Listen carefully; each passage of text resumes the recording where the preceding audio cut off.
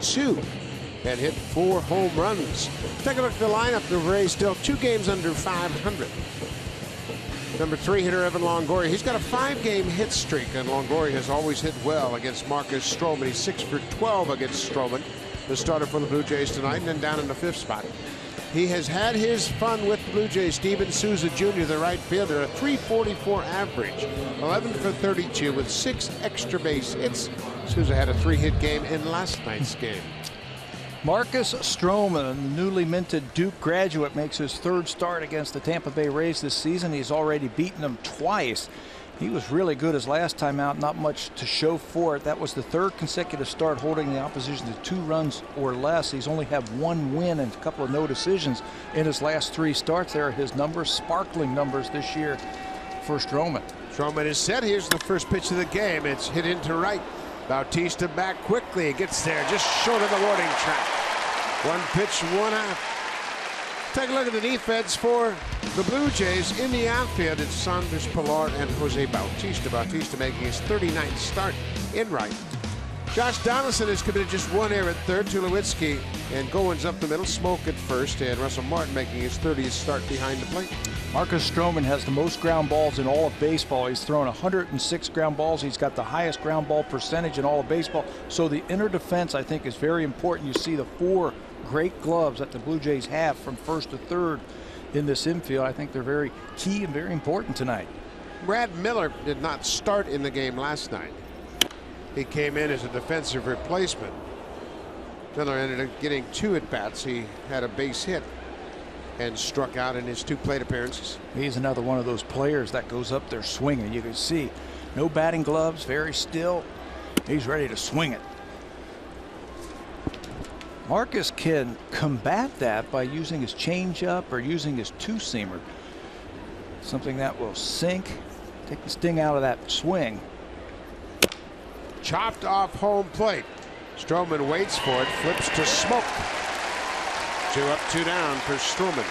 Let's take a look at the scouting report for tonight's starter for the Toronto Blue Jays, Marcus Stroman, and what he throws. He will use his fastball 58% of the time. He's going to mix in a slider, a cutter, the changeup, the curveball, a little bit of everything for Marcus Stroman.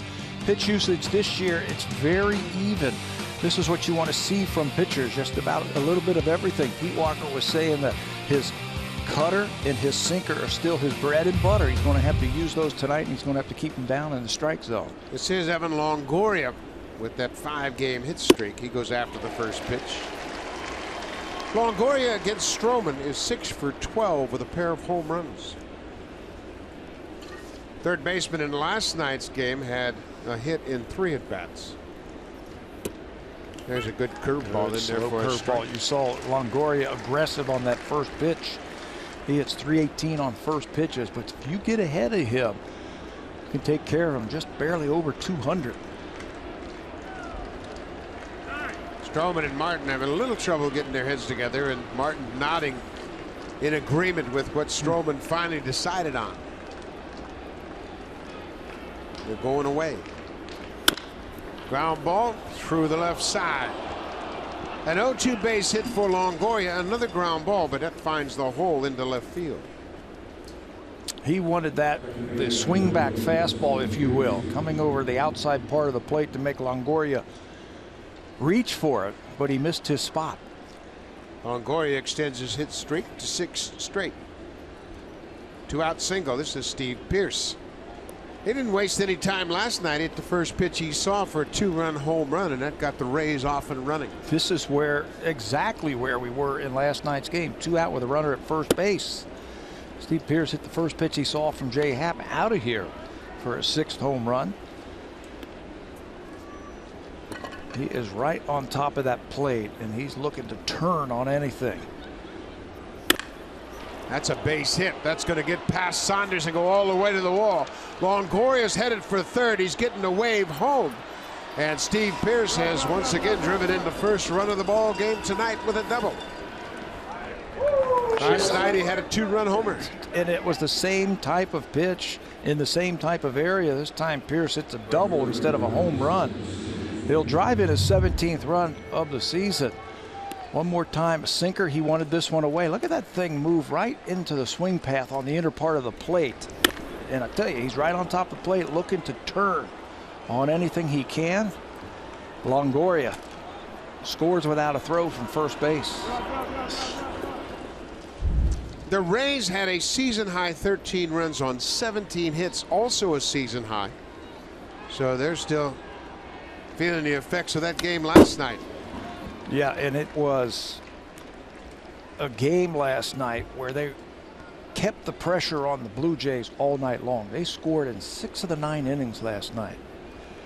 Everything the Blue Jays threw up there, they were on. He scored 2 in the first, 3 in the second, 4 in the third, 2 in the fourth to get started.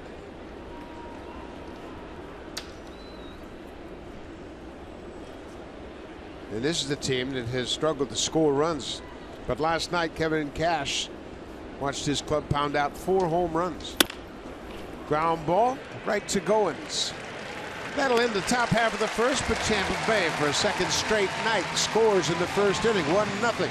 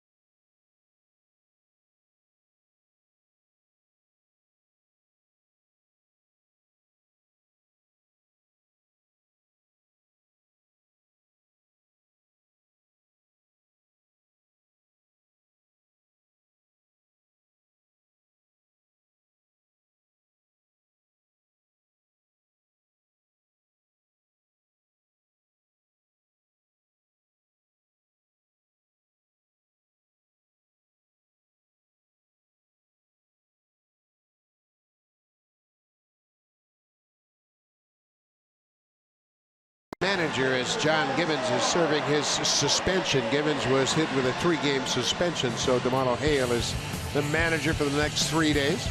Take a look at the lineup. Blue Jays are 2 games under 500. In the number 3 spot, Jose Bautista. He's got a 5-game hit streak. 6 for 18, 3 doubles and 4 RBIs. And again, Bautista starting to show signs of breaking out. Nothing wrong with Justin Smoak's bat. Over his last 14 games, he's hit .415, 17 for 41 with 6 extra base hits and 7 RBIs. That is a lineup that Chris Archer will face. Take a look at the numbers for Chris Archer. It doesn't look like Archer types of numbers. This is his 18th start in his career versus the Blue Jays. That's 6 more than any other opponent. He's got 5 wins versus Toronto. That's tied for the most he has had against any opponent. Some of his best pitch games have been against the Blue Jays. He's held the Blue Jays to 2 earned runs or fewer in 14 of his 17 starts. 3rd time they have seen Archer this season. This is with the fastball upstairs to Michael Saunders. Saunders batting .317 for the season.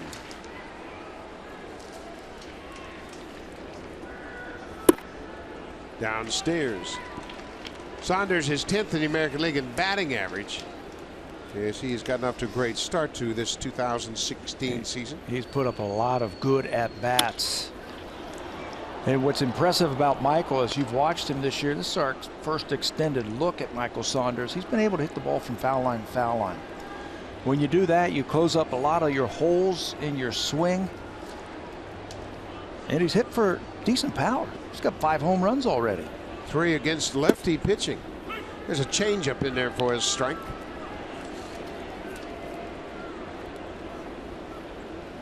Chris Archer's making his 18th career start against the Blue Jays. They know all about him. There's that slider, and he'll use that a lot with 2 strikes. Yes, he will. He'll use that with 2 strikes 55% of the time. It's almost a given that he's going to use that slider. He's got one of the highest strikeout rates in all of baseball with that slider. Here's the 2-2 pitch. Missed with that slider. The appeal is denied by Mike Winters. Winters at third base. He's the crew chief of this 4-man umpiring crew. Josh Donaldson waits on deck.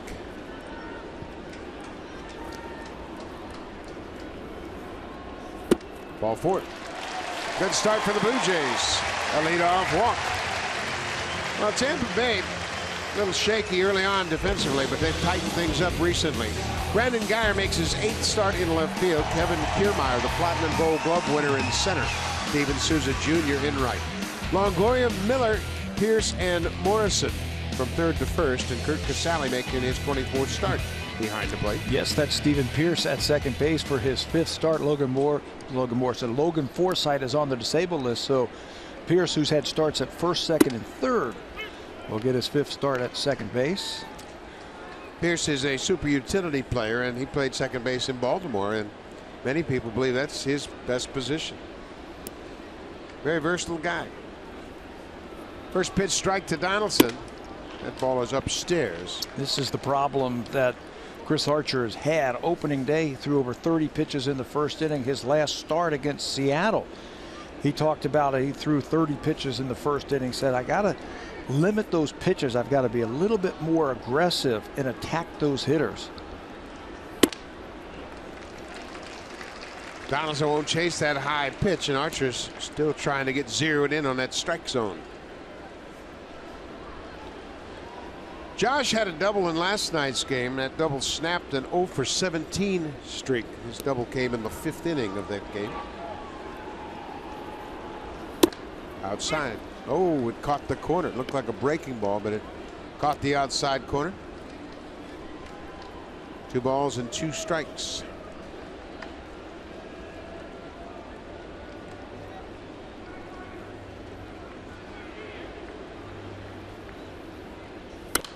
Foul back. The Blue Jays lost last night. We mentioned 13-2. But the significance of that loss was the Blue Jays now fall to 1-6 in series home openers.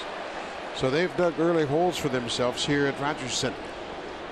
Couldn't say that last year. This place was a gold mine for the Blue Jays last year. 1-6 in series opening. Outside, full count. And I bet you if you go back through every one of those, they had a chance to win them. They have had some heartbreaking losses already this season. But you got to stay together. You just got to keep plugging away. Jose Bautista will be next. 3-2 count. Saunders at first. There he goes. Fouled back. Saunders was on the move. Josh Donaldson has 40 hits this season, and 20 of those are for extra bases. He's got 10 doubles, a triple, and 9 homers. He is looking to crank one out. It's been a while for Josh where he gets full extension on pitches. This would be a great time for it. Saunders on the move again. This is popped up and playable. Logan Morrison in foul ground is there, and Saunders is safely back at first.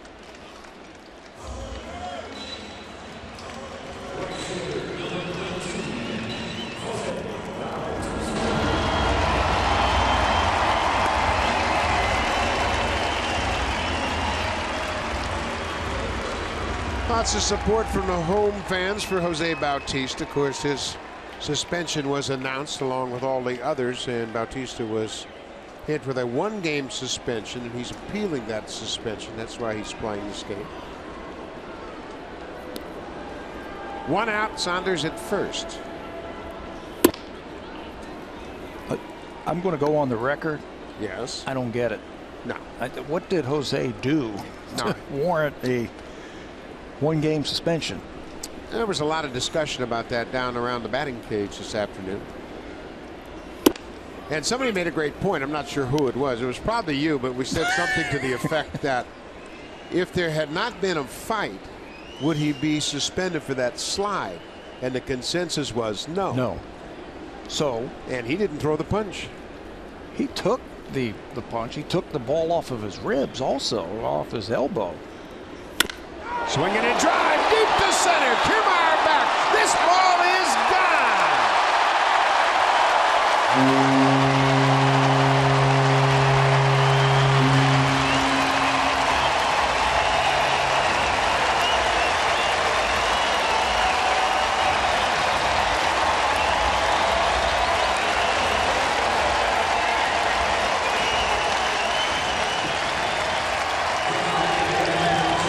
Jose Bautista put a charge into that pitch from Chris Archer.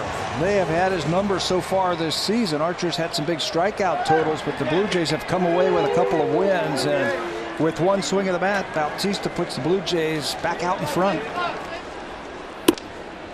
That is the 9th home run Archer has surrendered. Bautista's 3rd career home run against the Rays righty. He might not have a big batting average, same as Edwin Encarnacion. They don't have the big batting average against Chris Archer, but they've got some power numbers to back it up. That was a fastball right down Broadway. 28 RBIs now for Bautista. Encarnacion is hitting. That's full extension and bat speed for Bautista. Hits it to the deepest part of the ballpark. And out of the reach of Kiermaier, the center fielder. Archer's not in tune yet with the strike zone. Second walk of the inning. It comes with 1 out and 2 runs in. For Bautista, he continues to wear out Tampa Bay. He's always had success against Kevin Cash's ball club. And as we mentioned, that's his 3rd career home run against Archer. Bautista against the Rays, that's his 30th career home run against Tampa Bay. 2-1 Blue Jays. Justin Smoke was looking for a fastball. Smoke's had quite a run. His average at .308. Hitting .415 in the month of May. That's the 3rd highest batting average in the American League. He had a great spring. You can see the fruits of his labor at that plate. A little bit more balanced. And then he had to sit out for a while. There were some injuries where some players had to DH, so Smoke had to take a seat on the bench. And now, getting a chance to play every day, you can see that swing is coming back. This is the swing we saw in spring training. Josh Donaldson had a calf injury early on. He had to DH. Smoke cuts in that high fastball. We mentioned Smoke's batting average in May, 17 for 41. That's a .415 average. Jackie Bradley Jr. is hitting .418 in the month of May. Then Josh Reddick of Oakland at .417, and Smoke is 3rd. Breaking ball, and Smoke strikes out. We mentioned Bautista with his home run. It's his 30th career home run. It's his 29th home run since 2010. That's the most against the Rays. Chris Davis a distant second, 7 behind, and Encarnacion right there. And Lynn, the former Blue Jay, has 16 career home runs against Tampa Bay since 2010. These two have done a number on the Rays in the past.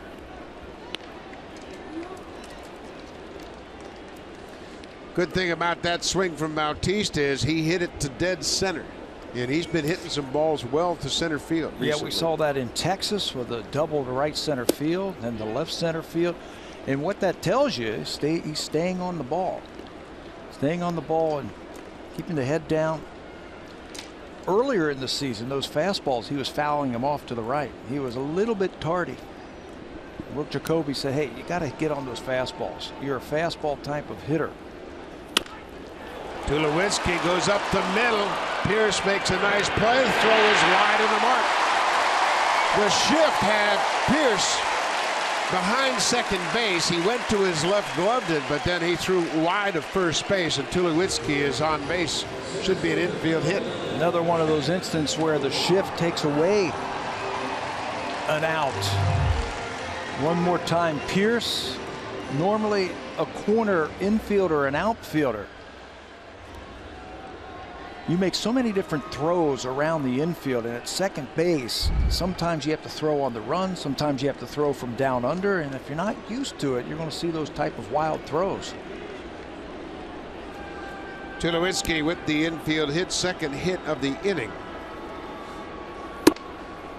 Kevin Pillar takes a first pitch strike. Archer has walked 2 this inning.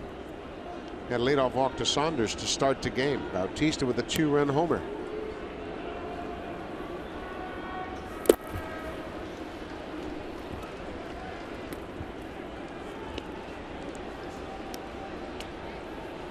Kevin Pillar for his career .241 hitter against Tampa Bay. Blue Jays wrist numbers are down across the board. Pulled to third. Longoria will go to the bag and beat Encarnacion. But Jose Bautista erases a 1-0 deficit with one swing of the bat. A 2-run home run to dead center, his 7th of the season, and the Blue Jays take the lead.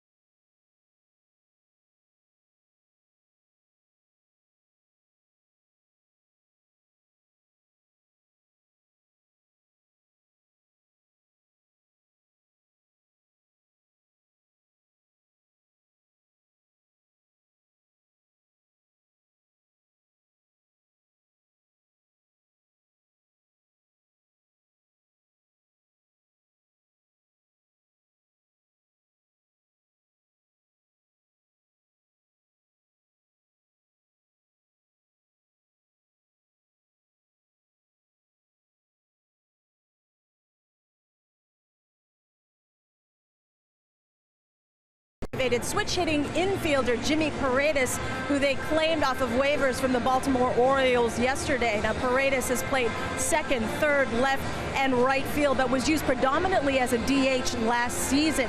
Now he had a terrific rehab stint hitting .309. He was coming off of a sprained left wrist. John Gibbons told me that he believes because of his bat, he could potentially be a huge addition to his bench. Now, if we remember, the Orioles and Jays had some pretty heated battles, and through an interpreter, I asked Paredes what it's like to be on this side of the rivalry, and he admitted it does feel very strange to be in a Blue Jays uniform, but the team has a great bunch of guys who compete. He said the game of baseball is still the same, and he wants to contribute, Buck, and just do his job well.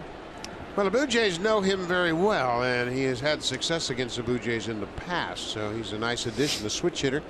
Second, third, a little bit in the outfield, but basically he can swing the bat. That's his strength, swinging the bat, and he can swing it. He's come up with a ton of big hits against the Blue Jays. Now maybe he can help the Jays win some games. He broke up Marco Estrada's no-hitter. Pinch hit, base hit. This is Corey Dickerson. Dickerson is the DH. He has gone back and forth, played a little bit of left field, but majority of his time spent as the DH. 8 homers, 17 RBIs, but a 176 batting average. Tell you what, this guy doesn't get cheated at the plate. He is up there, and he can hit the ball out of any part of the ballpark, left, center, or right, so you got to be careful with him. 4 for his last 50. But you can see all 4 of those hits were extra base hits. And Stroman misses with the first 3 pitches to Dickerson. You know what? If Marcus stays down there in the strike zone, he's not going to get hurt. Tampa Bay, they're an aggressive type of offense. Normally swings at those pitches right off the plate. But if Marcus can stay down there with his 2-seamer and his slider/cutter, he's going to be fine. Dickerson hit a home run in the season opening game down in Tampa Bay against Stroman. It was in the 9th inning.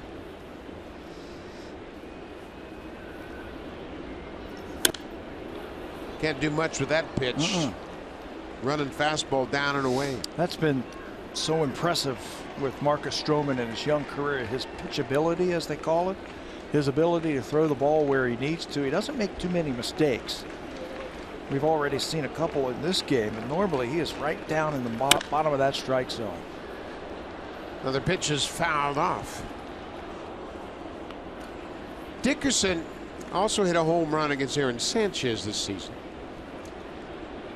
So 2 of his 8 home runs coming at the hands of the Blue Jays. 2 of their better starters. Take them way deep. Ground ball backhanded by Smoke. Easy play for the big first baseman.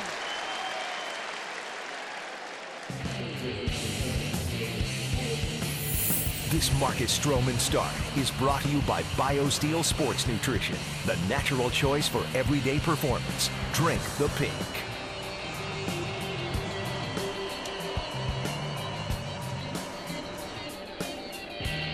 Blue Jays have a 2-1 lead thanks to Jose Bautista's 7th home run of the season. A 2-run homer in the bottom of the first. Logan Morrison, he did not start in the game last night, came in defensively, hitting 129, and he hasn't homered, nor has he driven in a run this season. He came close last night to driving in a run.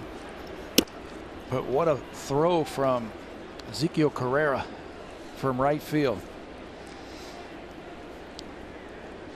Morrison had his only at bat late in the game, and he had a base hit to right field, and Brandon Guyer was thrown out at the plate. He's going to get a base hit here as he crosses up the defense. Just reach out and poke that thing through shortstop into center. 1-out single for Morrison. No offense, but a guy hitting 129, why do you have a shift on him?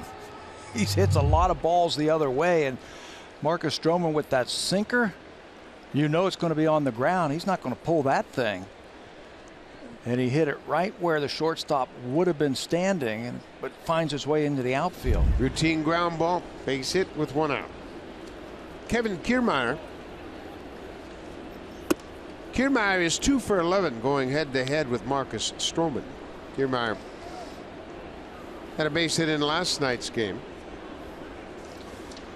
Talked all the time about the defense and how good it's been, but this guy's going to be tough to double up if they get one on the ground. He can really fly.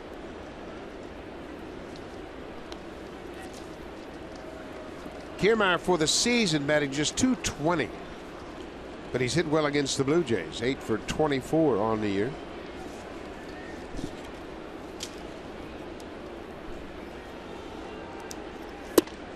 Checks his swing and takes a strike. Pat, you remember the days when a guy would be hitting .220 that could run like Kiermaier, and the visiting bench would say, man, you could run .220. That's true with him. Just get it on the ground. That's why you would see a lot of guys bunt more, slap at the ball, just get it on the ground. This is a liner into right. That's going to go up against the wall. Morrison is headed for third. Bautista's throw goes to second, and they stop Morrison at third. For Kiermaier, that's his 9th double of the season. Looked like it was a changeup from Stroman, and it stayed up to Kiermaier. Does a good job of keeping his hands back and staying with it. One more time. Yeah, there's the changeup grip. It stays up. Kiermaier, who's got some power, stayed back on that one. Curt Casali, the catcher, he's dropped into the 9th spot tonight. Casali had a big offensive game last night. He doubled in the second and hit a 3-run home run in the third. His 5th home run of the season. He is a big, strong guy. You're going to have to tie him up or pitch away from his power. Right there.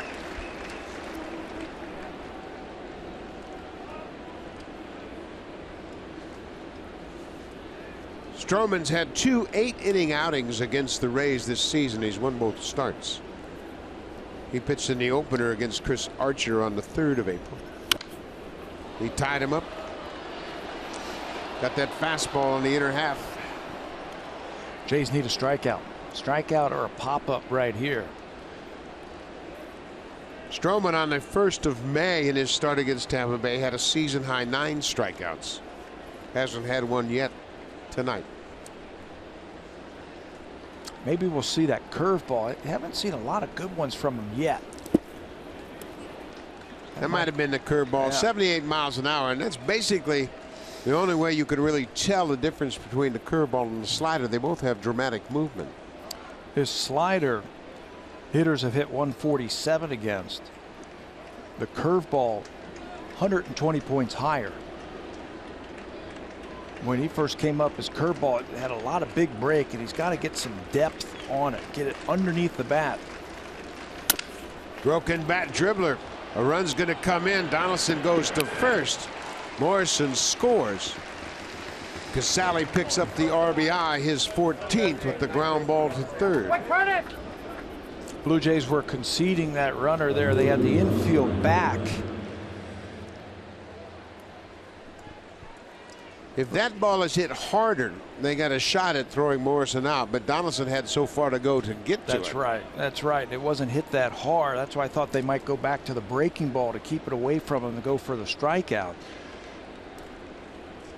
Back to the top of the order, the leadoff man, Brandon Guyer. Guyer jumps back from that inside pitch. Guyer's gotten some big hits this season. 5 for 10 with runners in scoring position. Look at Josh Donaldson at third base. Base hit for Guyer. Kiermaier's in to score, and Tampa Bay has retaken the lead. Happened a little bit too quickly because of Kiermaier's speed. Donaldson, like when you're a kid and you've got the third baseman keeping him close to third base, that opens up a huge hole on the left side of the infield. You can see him because respecting the speed, he can't get a jump on that ball. And it finds its way into the outfield. Tampa Bay just keeps swinging away, don't they? 5 hits already, 3 runs. Guyer at first. There he goes. Martin drops the ball. Russell Martin trying to make a quick throw to second, had the ball pop out of his glove. So Guyer picks up his first stolen base. You know, we talked about it last night that the Tampa Bay Rays have had trouble scoring runs. As Russell missed that one. That one looked like it might have hit him on the thumb of the glove. But Tampa Bay pulling out all the stops so far in the first 2 games here. Being very aggressive on the bases, aggressive at the plate. They now have another runner in scoring position. You can see how upset Russell is with himself. 2 outs. Guyer at second now. Brad Miller grounded back to the pitcher's mound. He goes after the first pitch. These guys are up there hacking. That's the same start they had last night. I think if you make good pitches like we saw Marcus do in the opening game of the season, he's going to get outs because they're so aggressive. He was able to pitch into the 9th inning. Underneath that pitch and misses upstairs. It's 2-1.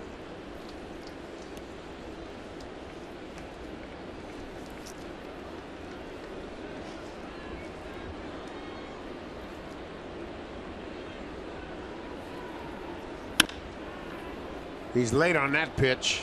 Fouls it in the seats. 1 out in this inning. Logan Morrison had a ground ball basically straight away into center for a base hit. Then Kiermaier hit a double off the wall in right. Casale cashed in the first run with a ground out, and then Brandon Guyer knocks in the second run this inning.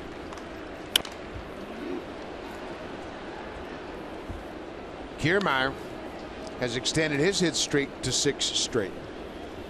Longoria's already extended his 6-game hit streak. It's a good approach that they're having right now. It's an aggressive approach.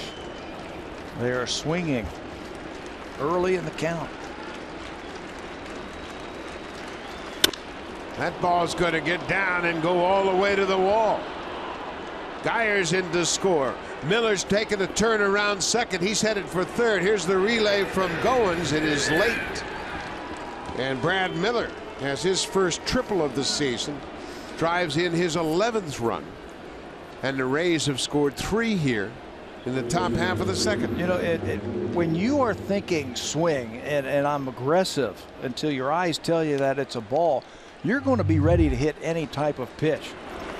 This looked like a cutter that was down and in, designed to go up over the hands, but it's down and in. And Brad Miller, who's a very aggressive hitter, takes care of business by driving that ball into the gap in right center field for an RBI triple. But if you have that mindset of being aggressive, instead of saying, well, I want to work the pitcher, I'm going to get his pitch count up, you can't do that. First triple of the season for Miller, but it's his 15th career triple. Evan Longoria, he hits one in the air to left. A routine fly ball for Michael Saunders that ends the inning. But Tampa Bay responds with 3 runs in the top of the second to retake the lead.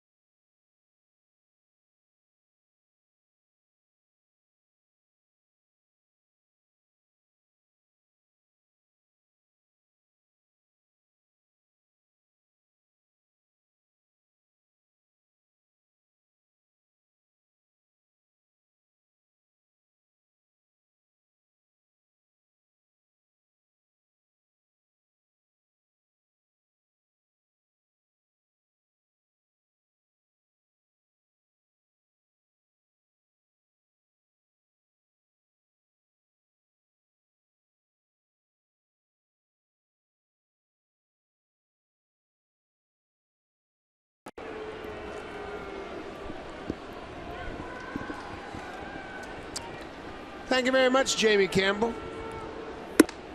A fast start to this game already. 6 runs already scored on 8 hits, and Tampa Bay has a 4-2 lead. 8-9-1 for the Blue Jays here in the second. Russell Martin trying to get something going. Archer last time out had 4 walks. That was against Seattle, and he only did it in 5 innings. Much of the same tonight. This is what he was talking about after that game. He said, I'm throwing too many pitches. I've got too many long innings. I'm throwing 30 pitch innings. It shouldn't take 30 pitches to get 3 outs. Not when you have that kind of stuff. No, and we see it an awful lot. And Jim Hickey, he's always been a proponent for using your fastball. You go back to Shields, Price, Helix, and all those great starters. He's always encouraged them to gain command of your fastball and work from there. But Archer has got a terrific slider, and it seems like he's really intent on using that slider, but he's fallen behind all night long. 1 out of 3 pitches so far this year from Chris has been sliders. There's a fastball. It's fouled back. Let's take a look at that pitch usage for Chris Archer this season. 53% of the time he's using his fastball. 34% of the time he's using that slider, and batters are hitting .259 off of that slider. David Price calls it the best pitch in baseball, that slider, but maybe he's throwing it too often. Not this year. Well, you know what? Dave Stieb had a similar problem with his slider, and nobody had a better slider than Dave Stieb. But when you throw it all the time and you throw one bad one, they're going to kill it. And that was always a problem, and Dave and I talked about that a lot. I talked about it a lot. He never listened. Russell Martin dumps one in to shallow center. A leadoff single here in the second.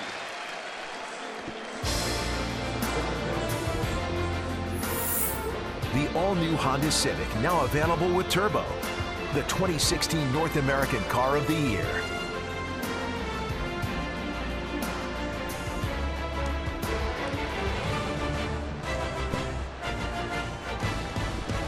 Russell Martin gets a leadoff single. Now the number 9 hitter, Ryan Goins. Goins has just 3 hits in 20 at-bats against Chris Archer.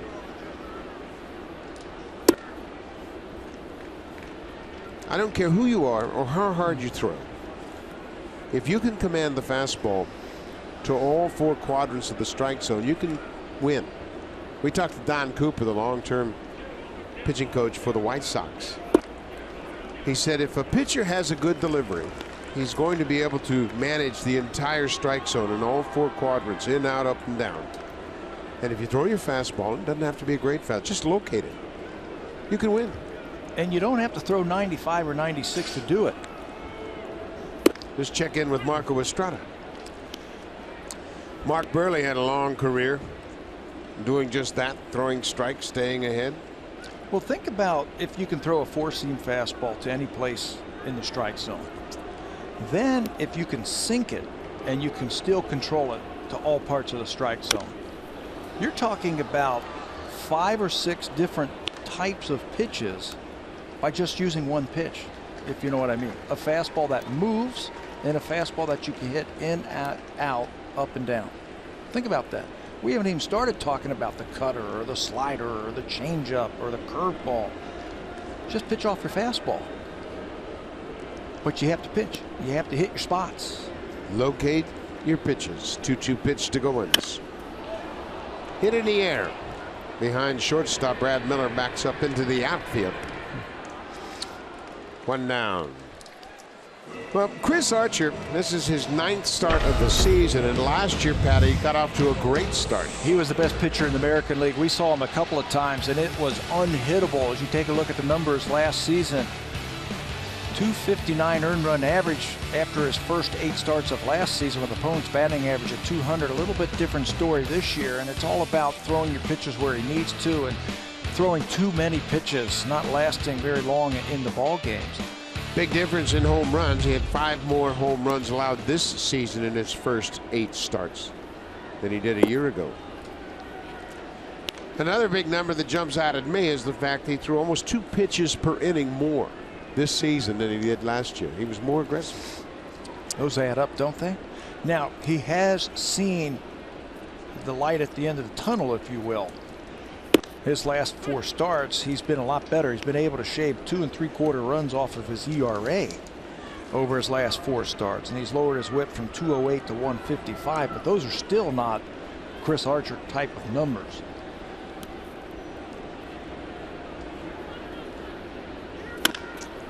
It's a foul ball. Morrison was camped out on the bag holding Martin at first, and it was wide at first. The pitchers that always gave me problems were those pitchers that never gave you anything good to hit.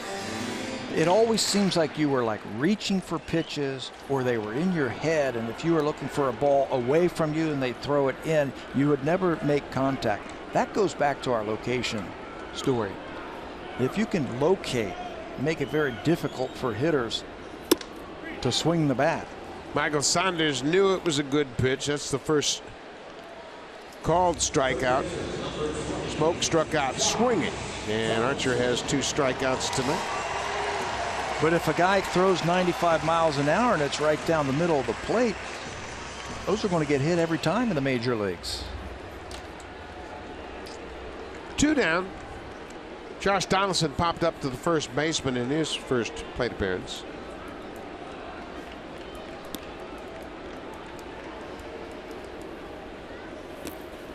Ball in the dirt, not far enough for Martin to advance.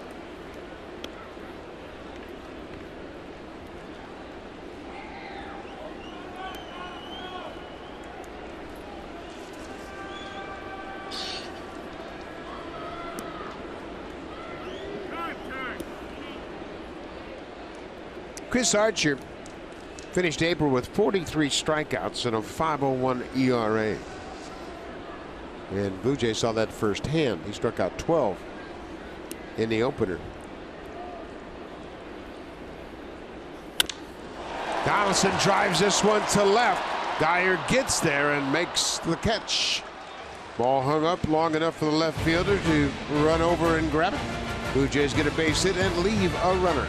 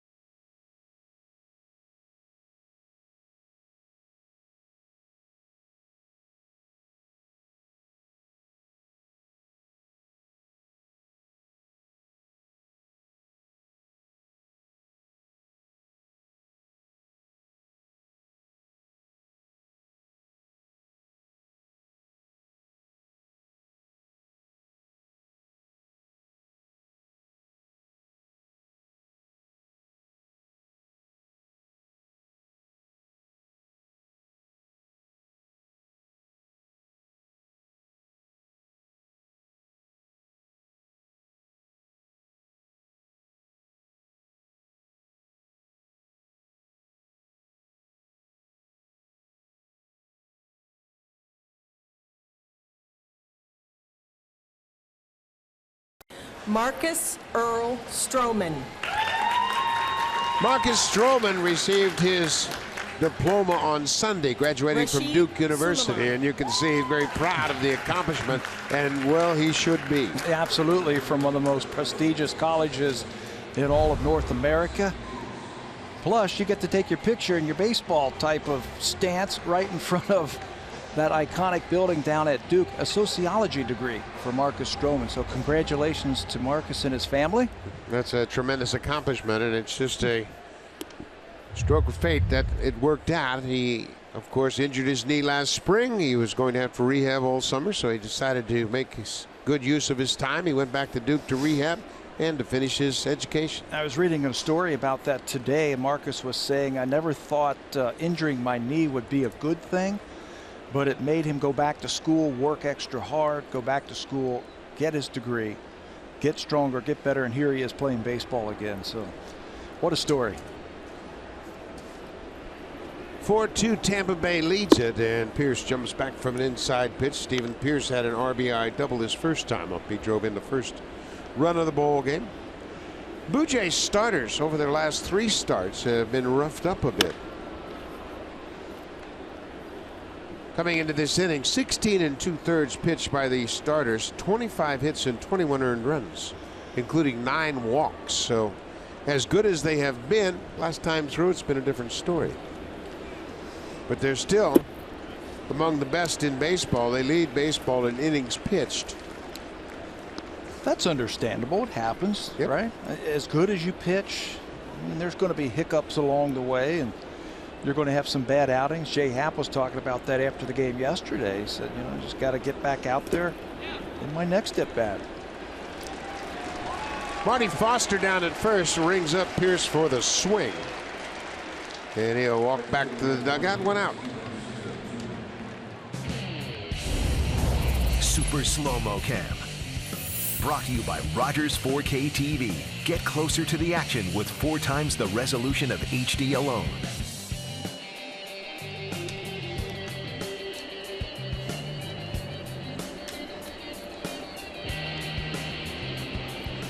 Marcus Stroman with his first strikeout of the ball game. Steven Souza Jr. grounded out to end the first inning. Was after that first pitch. Souza Jr.'s had a good run against the Blue Jays this season. For his career, he's 11 for 32 with 6 extra base hits coming into this game. He put a charge into a couple of balls at Tampa Bay, didn't he, earlier this year? This is a little flare. It's going to drop safely into right field. A 1-out single for Steven Souza Jr. Let's check in with Jamie Campbell.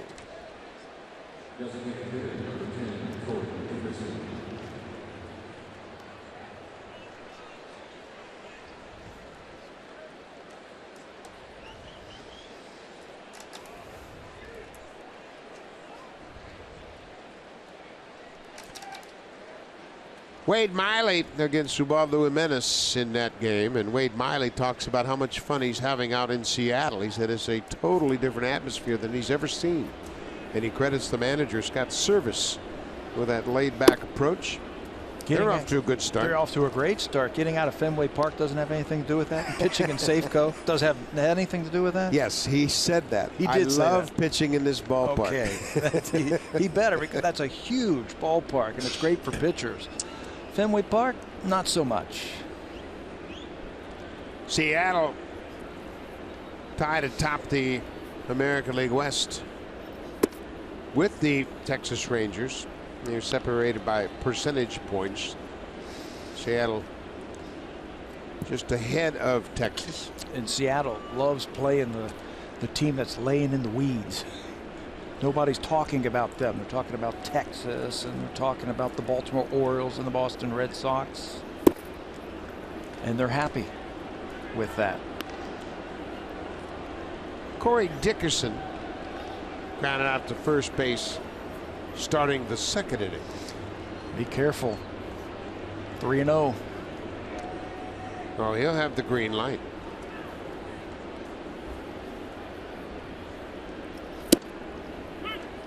Looked like he was ready to swing, but didn't like the pitch. We talk about Tampa Bay all the time, and they've always had great pitching. But they have hit 54 home runs this year, second only to the Orioles. Second in the majors. 3-1. Souza's off at first. Ground ball through the vacated shortstop position. Souza's headed for third. Dickerson makes a turn. He'll stop at first. Tampa Bay is using everything in their playbook tonight. And everything is working for them. Coming out smelling like a rose. They start the runner 3-1, and wouldn't you know it, it's a sinker down and away, so the shortstop's going to cover. But Dickerson crosses up the Blue Jays. Watch Troy Tulowitzki at the top of your screen cover, vacate his position. That's a base hit, and Souza can jog into third base as the Rays play first and third. Everything's working for him right now. Logan Morrison, looking for his first RBI of the season, has a golden opportunity here with runners at the corners and one out. You can see the Blue Jays have changed up their defense just a little bit. Troy Tulowitzki, see where he's standing right there? It's exactly where Logan Morrison hit the ball the last time up. That's Louis Rivera, who has the green light to move around his infielders depending on the situation.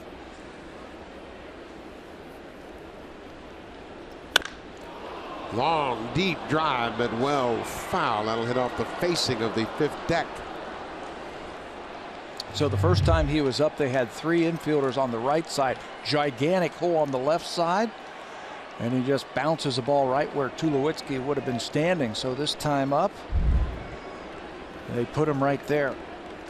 You made a great point. Guy's batting 129 and you're playing him to pull? I wouldn't. I mean, there were certain hitters, and you'd look around and say, what are you pulling? You know, this guy can't pull the ball. He's just looking for any type of hit. He's not looking to try and pull the ball or anything like that. When you were hitting 129, you're just looking to try and get the ball in play. And the Blue Jays have a superior inner defense, and we've talked about that before. I think they're hurting themselves by overshifting against certain guys. Take away their strengths. A ball and 2 strikes. Down and away. Blue Jays need a double play ball. Stroman has thrown a lot of ground balls this season. He could use one right here. Yeah, he's thrown the most in baseball. Need one of those ground balls right at somebody. So far in the first 2 games in this series, the Rays have been finding every hole possible. Ground ball, Tulowitzki to his right. Goins has a long run, no chance. And Morrison picks up his first RBI of the season.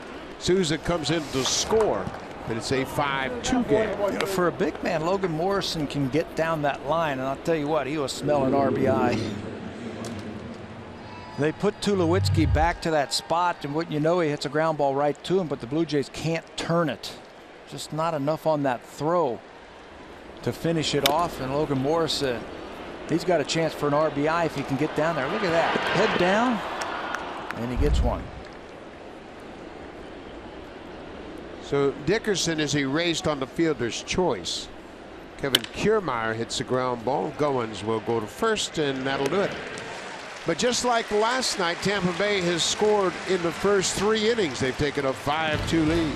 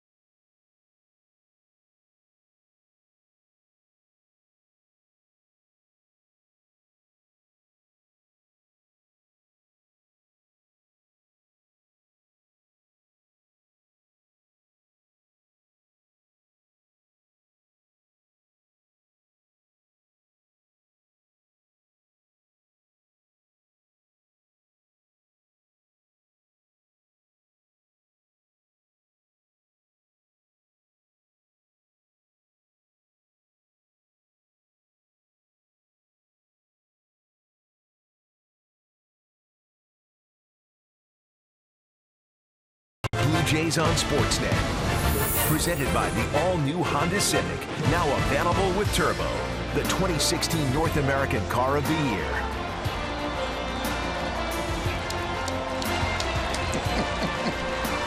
We are at Rogers Center, game 2 of this 3-game series. Blue Jays and Tampa Bay Rays. Buck Martinez along with Pat Tabler. I'm glad you're with us tonight. Blue Jays got some work to do. They trail by 3. Jose Bautista homered his first time up to dead center. His 30th career home run against Tampa Bay. His 3rd career home run against the starter, Chris Archer.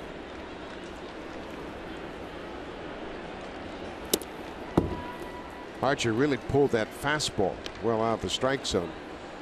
Charlie Montoyo is the third base coach, and he's talking with Kevin Cash, and Rocco Baldelli's on the right. He's the first base coach.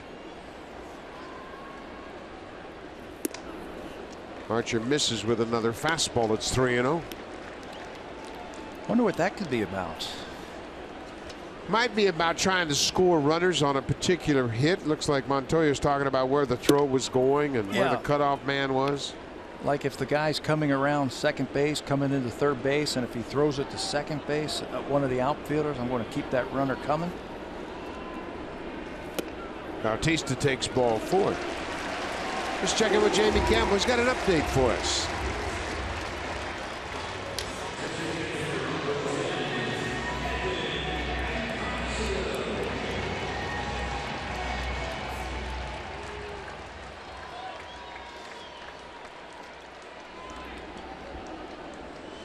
Noah Syndergaard on the mound for the Mets. He's given up 2 hits in 3 innings and struck out 3. Syndergaard going to this game with a .237 earned run average after 3 innings. Daniel Murphy goes back home, right? For the first time? I believe so. Murphy's off to a good start, hitting .397, playing second base for the Nationals after spending his time with the Mets. Chris Archer threw a first pitch ball to Encarnacion after the leadoff walk and got a visit from the catcher, Kurt Casale.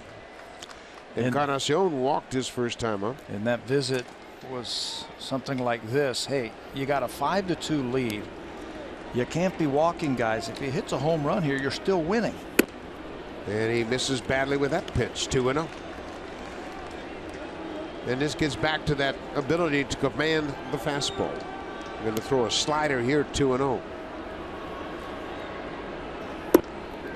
Right down the middle. We see it a lot, Pat, when we talk about pitchers trying to be too fine. We've heard a couple of Blue Jay pitchers after interleague play. And the opportunity to hit, recognizing how tough hitting is.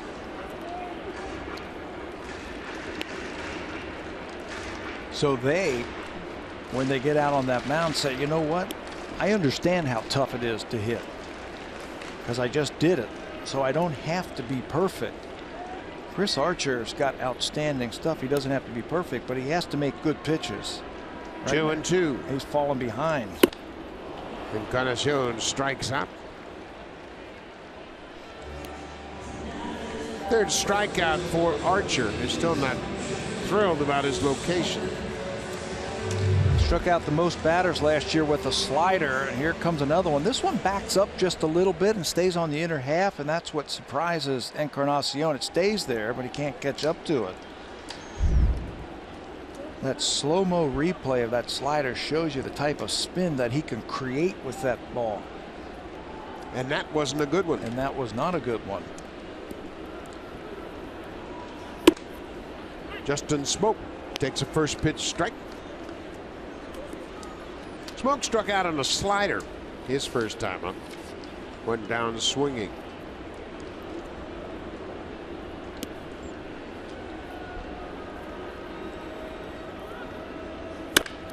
Up the middle, but the defense is there, and they'll turn 2.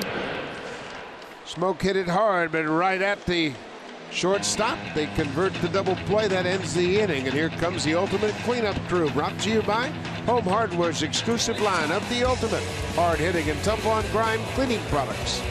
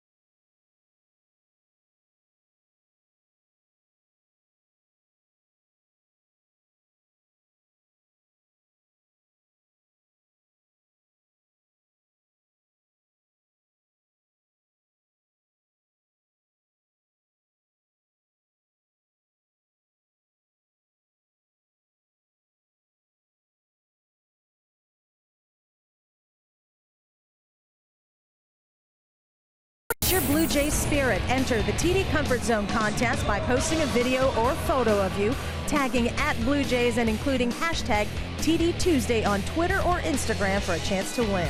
For full contest rules and details, visit bluejays.com/comfort zone. Buck. Thank you very much, Hazel May. Good crowd on hand here for the second game of this short 3-game series, and Casale goes after the first pitch. Blue Jays trail 5-2. They've been out hit 8-3 so far in this ball game.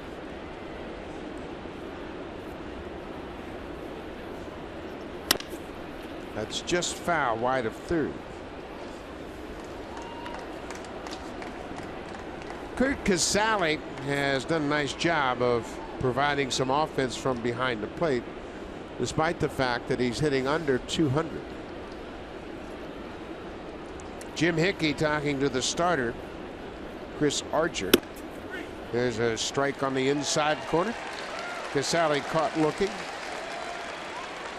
having a chat with Mark Wegner, the home plate umpire.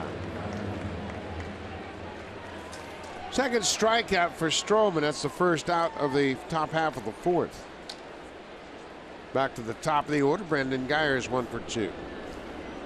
Be careful with this guy early in the count too. He's getting his chance to play a little bit more, and he is hunting for that first pitch. Over 460 on that first pitch so far this year.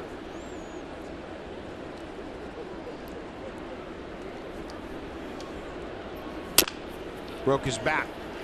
Boy, Donaldson got a good break on that hop. It looked like it hit right on the edge of the dirt, but it had a true hop and came up about chest high. He's able to make the play. The other night we were talking about third baseman. It's a reactionary position. Sometimes you can play the ball if you just stay back on it and get the big hop. Donaldson's a good fielder. Watch him play back, stay back, get himself into throwing position, turns his body and makes the play. He's only had one error this year. 2 outs, Brad Miller. He rips it right over Stroman's back into center. Miller's second hit. He has tripled and now he is singled. He's 2 for 3. Chuck and duck. Throw it and be careful. The Rays are swinging like they know what's coming. Just over the mound into center. That's 9 hits already. Longoria must have cracked his bat walking back to get a new piece of lumber.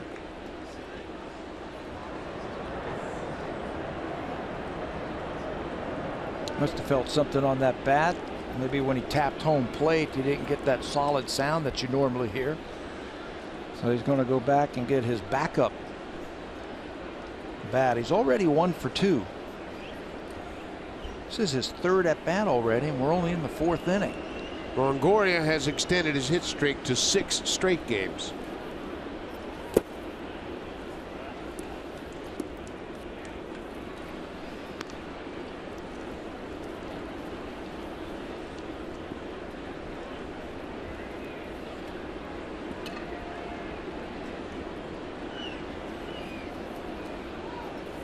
Inside. Stroman's career high in hits allowed is 10. He's 1 off of that. And we're in the 4th inning. How many innings did it take him to get 10 hits? I mean, he has been dazzling. Fly ball to center. Pilar ranges back just in front of the warning track and hauls it in. Tampa Bay gets a single that leaves the base runner. We'll go to the bottom of the 4th. Tulowitzki, Pilar, and Martin against Archer when we come back.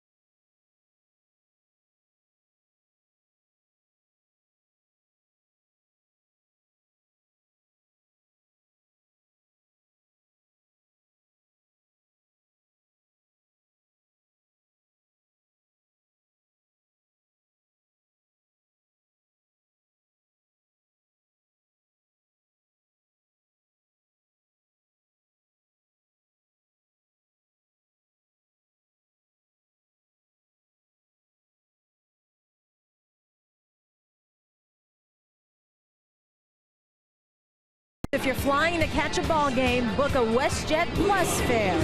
It's more than a seat. It's a premium experience for a smart price. WestJet.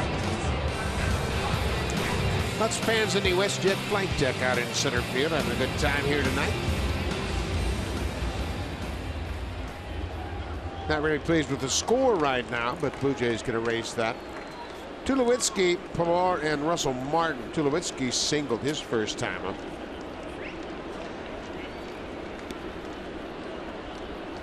Tulowitzki swinging the bat much better of late, getting his fair share of hits.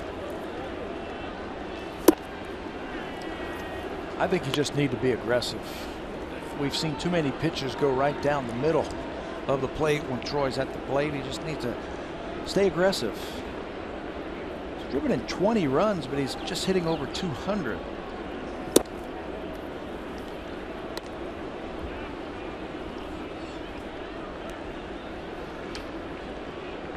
Eight home runs, 20 RBIs.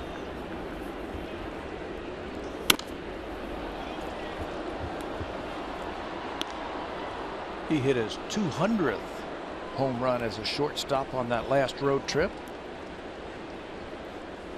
There isn't too many people who can say that they played shortstop in the major leagues and hit 200 home runs. Not many of them around, are there? Cal Ripken's #1 on that list. You talk about a couple of pals. They went to college together, Longoria and Tulowitzki. They had a chance to catch up today.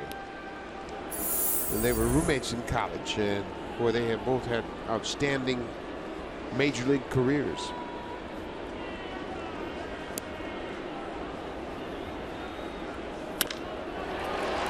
Deep drive to center. Kiermaier is on the run. He's going to get there on the warning track and make the catch.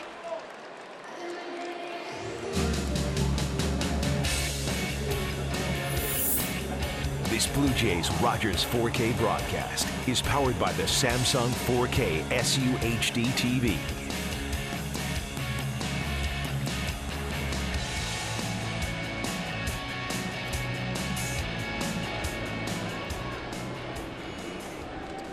Kevin Pillar get into a fielder's choice his first time up. That ended the Blue Jays' first inning.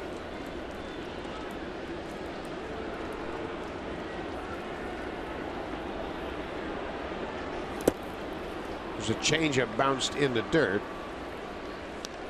Jim Hickey, boy, he has had 2 nights of really studying his starting pitcher. Last night, Drew Smiley, although he won the game, really had a rough outing. His 3rd consecutive start of just 5 innings. Talked to some of the people from Tampa Bay today, and I was asking them about that, and thought that those pitches were on the plate, but they were clearly balls. So Drew Smiley had to bring those pitches back over the plate. Just be a little bit more aggressive. Felt like they were nibbling just a little bit too much against some of these Blue Jay batters. Broken bat. Longoria takes the hop, fires to first, and Pilar is retired.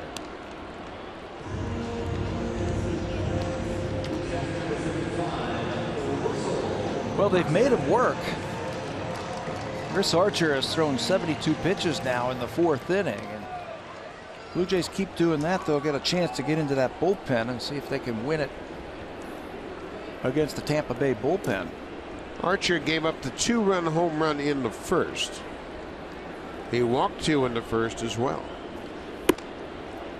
Martin takes the first pitch up for a ball. They have been pretty consistent, the Tampa Bay Rays, with Chris Archer right around 100 pitches, 105 pitches, and he's done. And he's on his way there.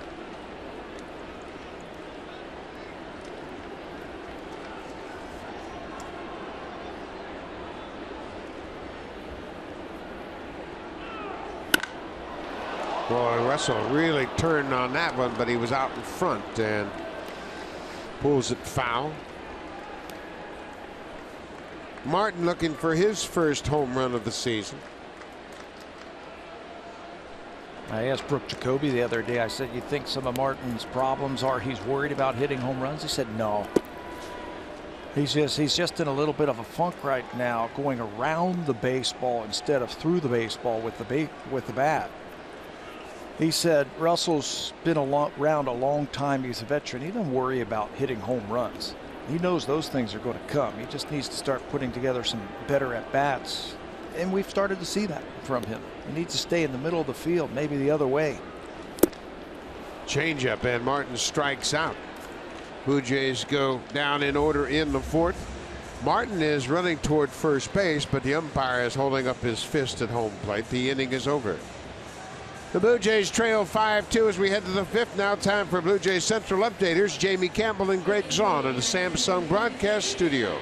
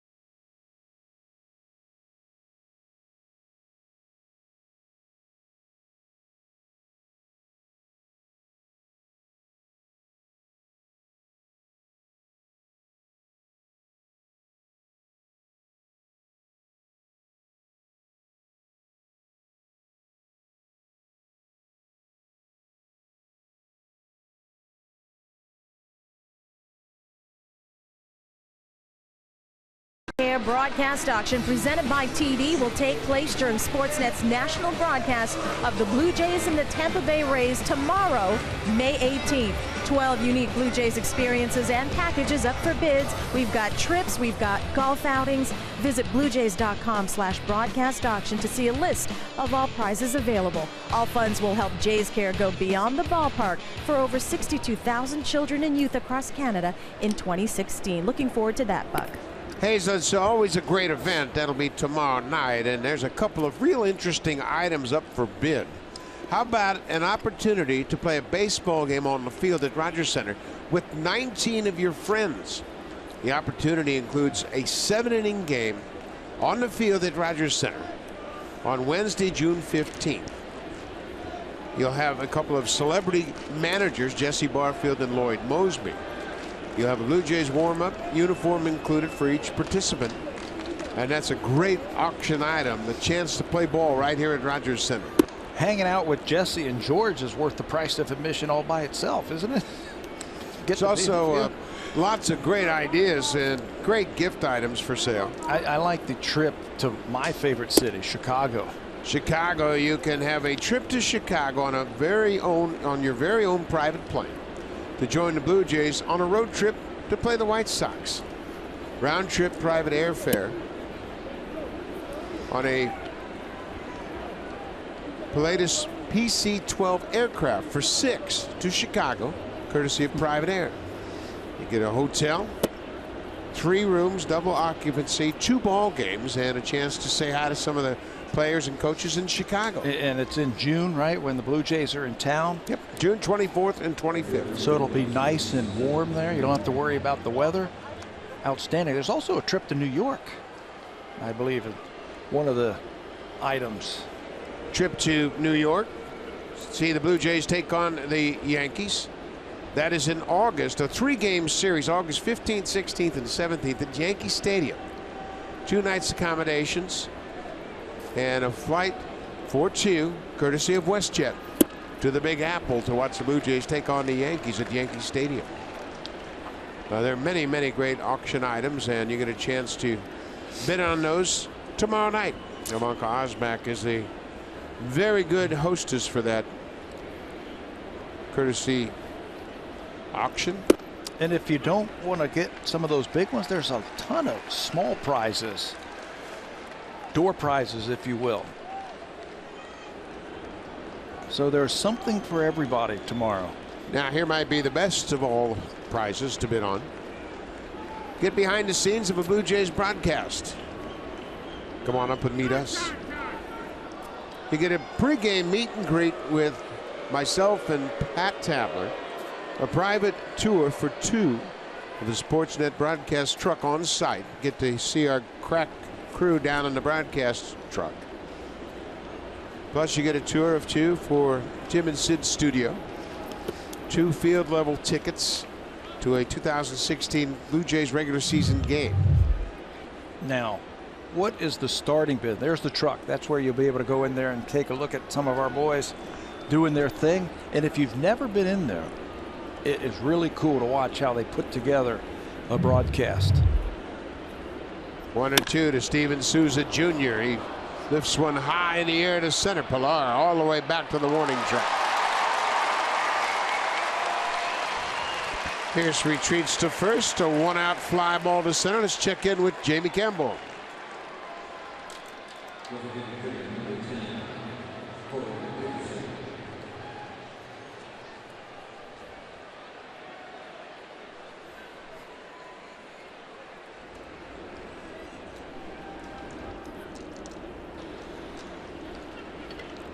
Cleveland Indians doing a number on the Reds tonight, and Steve Delabar got just 1 out. He walked 5. Reds have 1 hit. 1 hit. Cleveland has 14. Danny Salazar has 7 strikeouts over 6 innings. He's the starter for Cleveland. So let me finish up that point. So how much is the Sportsnet starting bid? That's got to be worth a lot, doesn't it? It's $1,500 the opening bid for that tour. That's it? That's it. Oh, come on. Piece of cake. We'll probably get $1,600, $1,700. This is trouble. Down the left field line. That's going to go up against the wall. Pierce is headed toward third. He's going to be stopped right there as Corey Dickerson has his 2nd hit of the ball game. A 1-out double. And this is the 3rd time in this game already that they've had a runner at first base and a Ray hitter then hits a double, making it 2nd and 3rd. This is a good piece of hitting. Sinker down and away, doesn't try and pull it. Stays right with it and slices it down the left field line. Michael Saunders runs that one down. Pierce jogs into third base. So 2nd and 3rd, just 1 out. Now the infield has to come in. That is the 10th hit given up by Marcus Stroman. As we mentioned earlier, that ties his career high in hits allowed. It also came at the hands of Tampa Bay back in August of 2014 right here at Rogers Center in an 8-0 Rays win. Marcus has a streak on the line also. Decisions, winning decisions. 16 consecutive starts without a loss. And he's trailing right here. Logan Morrison had an RBI fielder's choice his last time up. There's a first pitch strike.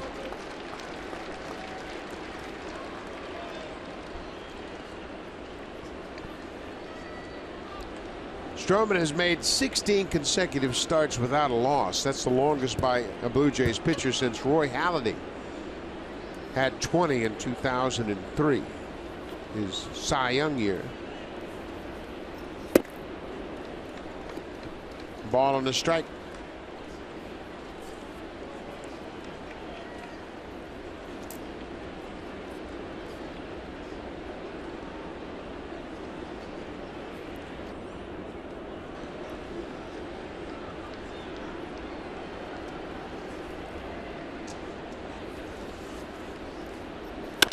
There's a base hit. Pierce is in to score.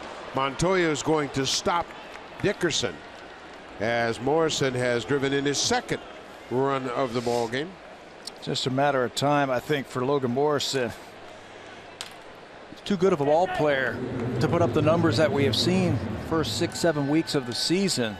Infield in, it makes it a lot easier, I think, for hitters to hit. You remember last night, Jay Happ pitched 2 innings plus 3 batters, and the bullpen had to fill up 7 innings.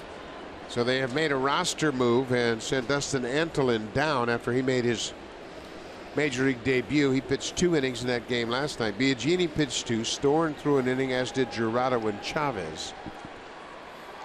Pat Venditti has just rejoined the ball club from AAA Buffalo. He is starting to loosen up.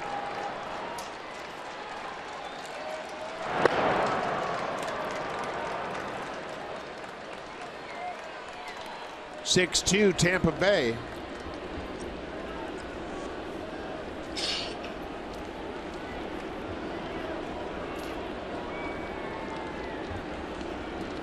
Kevin Kiermaier has doubled tonight.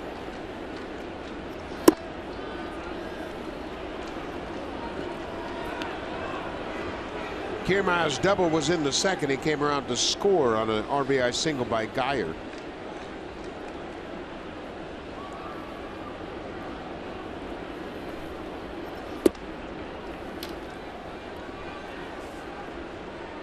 Two balls and no strikes.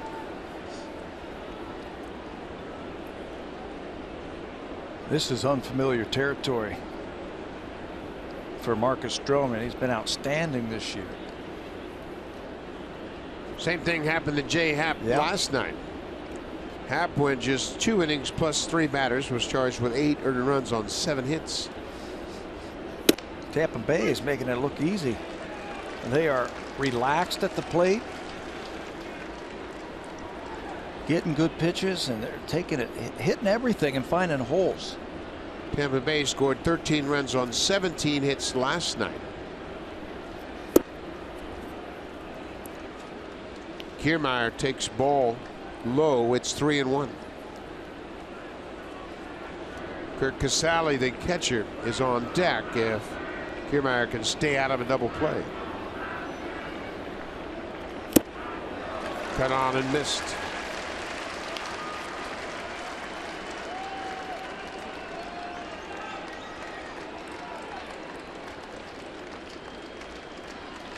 Infield starts to creep in now, trying to cut that run off at the plate. Bouncing ball into right field. Another run is in to score. Morrison goes to third. Dickerson comes in to score the 7th Rays run. You know, last night we saw Jay just couldn't get the ball where he needed to. The ball was cutting on him instead of sinking. Tonight, everything that they hit is finding a hole against Marcus Stroman, and you're going to have these type of nights.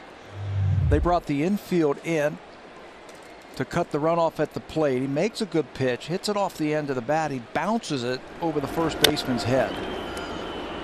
I mean, you can't defend that. And Morrison goes to third, so same situation, first and third. First and third all night long. Pete Walker checking on the status of Venditti.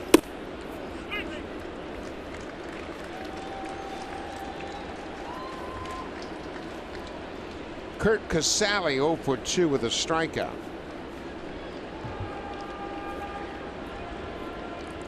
He's the only starter that doesn't have a hit yet. Boy, they're loose at the plate, aren't they?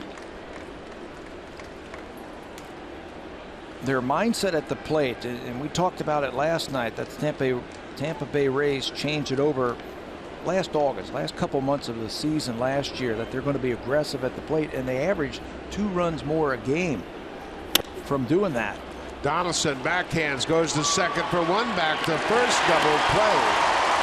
The inning is over, but Tampa Bay scores 2 more in the top half of the 5th. They've taken a 7-2 lead.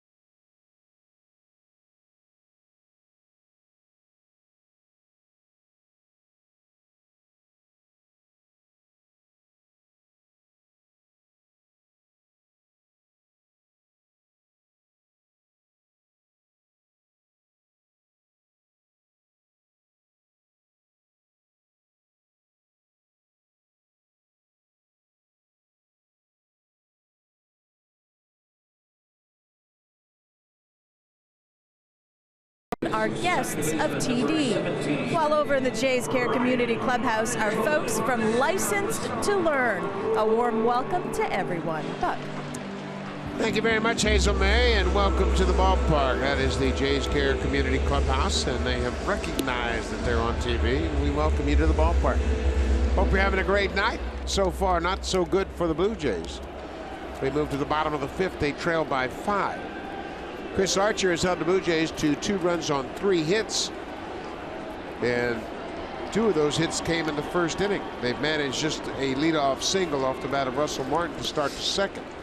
Since then, his only mistake so far was that home run to Bautista, a couple of walks in the first inning. Got to start grinding right here. Chip away.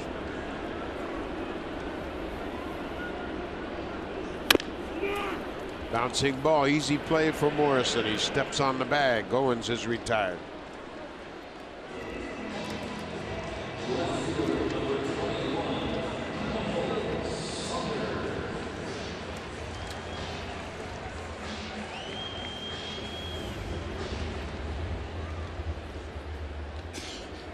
Chris Archer wants another baseball. That one hit the ground, and he'll start with a new one. Archer really does a great job when he travels around baseball. He goes into the visiting cities and asks if he can help with that reviving baseball in the inner city program. And he has visited the chapter here in Toronto. He's going to go tomorrow once again to meet the group and see the RBI facility. He has done that in Cleveland, Detroit, Philadelphia, and Arlington, in addition to doing it at home in Tampa and Bradenton. Does a great job. Yeah, he is a really interesting guy. He's sincere. He cares about kids. He also is big in the boys and girls clubs. It's so easy for these young players to come in town and come in and play a few games and leave, but he always makes sure he reaches out and asks. He's always checked in with the Jays Care Foundation to make sure if there's anything he can do to help while he's in town, he'd be happy to help out. And it's sincere. It's honest. And it's a reflection of who he is. And as a young man, that's how he grew up. Grew up around the Boys and Girls Club, and says, you know what, I want to give something back. I was fortunate to be successful. I want to do something to help out kids. I commend him. He's a very impressive young man. 3-2 pitch to Michael Sanders. He lays off. It's ball 4. That's 4 walks issued by Archer.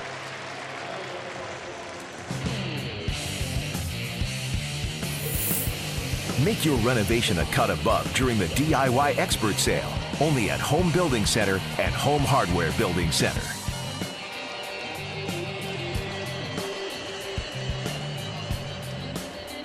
Like Kurt Casale might have broke one of his gloves, the webbing, so he had to go back and get his backup. So they go in and do a little repair job and relace the webbing and bring that gamer back for him. Josh Donaldson, the batter. Inside off the plate. Donaldson 0 for 2.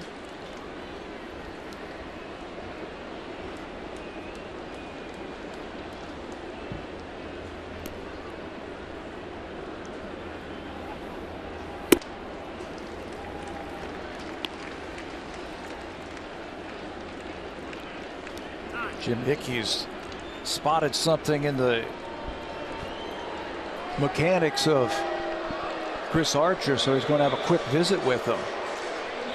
They're in that part of the batting order of the Blue Jays where we've seen pitchers become very defensive, trying to make perfect pitches, but with a 7-2 lead, it's got to be aggressive. Got to make them hit their way on. You would think that would be the approach. Jim Hickey is in his 10th season as the pitching coach for Tampa Bay, and he's helped develop some good ones. James Shields, David Price, Jeremy Hellickson was Rookie of the Year under Hickey's guidance. And Chris Archer, he continues to flourish under the pitching coach.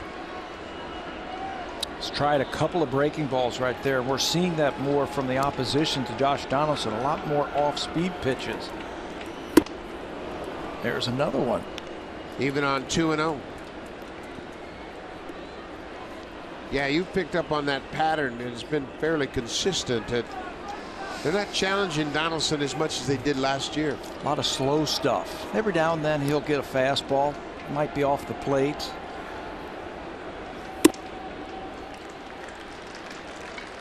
What can you do to change your approach when you have gotten fastballs and now you're getting a steady diet of breaking balls? Maybe you can go up there looking for it. Look for a breaking ball here and there, and I'll guarantee you, once you start hitting it hard, start getting base hits, pitchers will change again. Breaking ball. You go up there looking for it, and then you start hitting good breaking balls, the pitcher will say, wow, he's on my breaking ball. He'll switch. Jose Bautista's had a perfect start to his game. A 2-run homer in the first, and he walked in the third. 3-2 pitch. Donaldson strikes out. Another breaking ball. 5 strikeouts for Archer. He hasn't had that snapping breaking ball where they strike and then it's out of the strike zone. He's thrown a lot of lazy ones and a lot of spinners that back up. But the Blue Jay hitters just haven't been able to catch up to him tonight. That backup slider can be very effective because you anticipate that it's going to break, and when it doesn't, you got to jam yourself. That had a little better break on it, but it missed downstairs. You and I played in an era where coaches would say, hey, get yourself a fastball count. No more fastball counts in this game today. Pitchers throw breaking balls whenever they want to. And there's different types of breaking balls now. Breaking balls, cutters, sinkers, curveballs, sliders. Back in the day, it was basically slider or curveball, and occasional split. But you're right. Pitchers have become so knowledgeable, and they've got the information at hand. 2-0, if I throw a fastball, this guy's hitting this number with this many home runs against a 2-0 fastball, so they'll throw a breaking ball.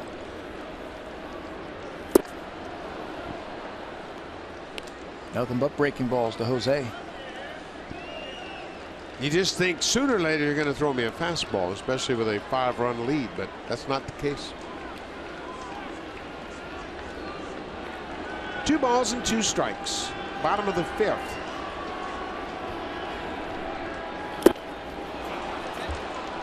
Bautista felt he foul tipped it, but he strikes out. 2 strikeouts to end the 5th to go to the 6th. Chris Archer has a commanding lead.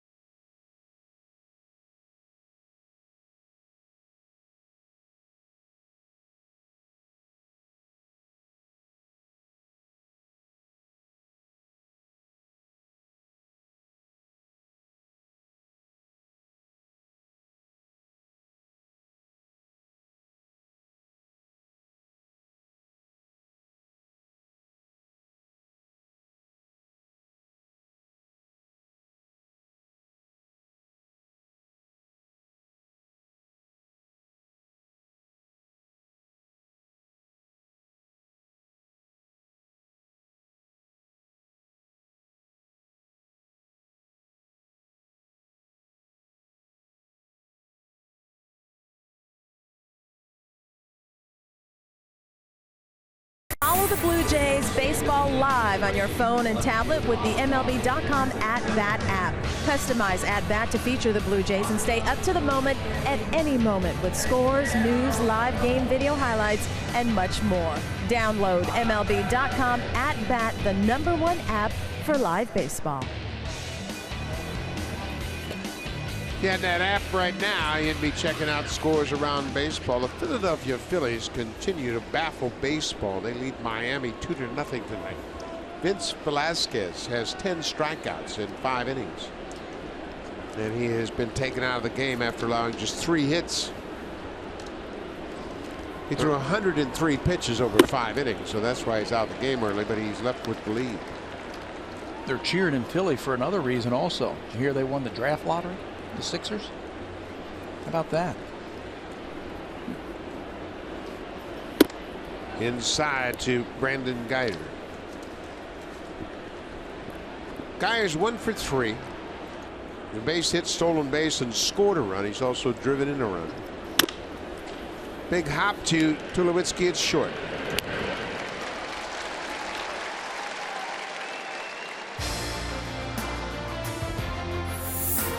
The all-new Honda Civic, now available with Turbo, the 2016 North American Car of the Year.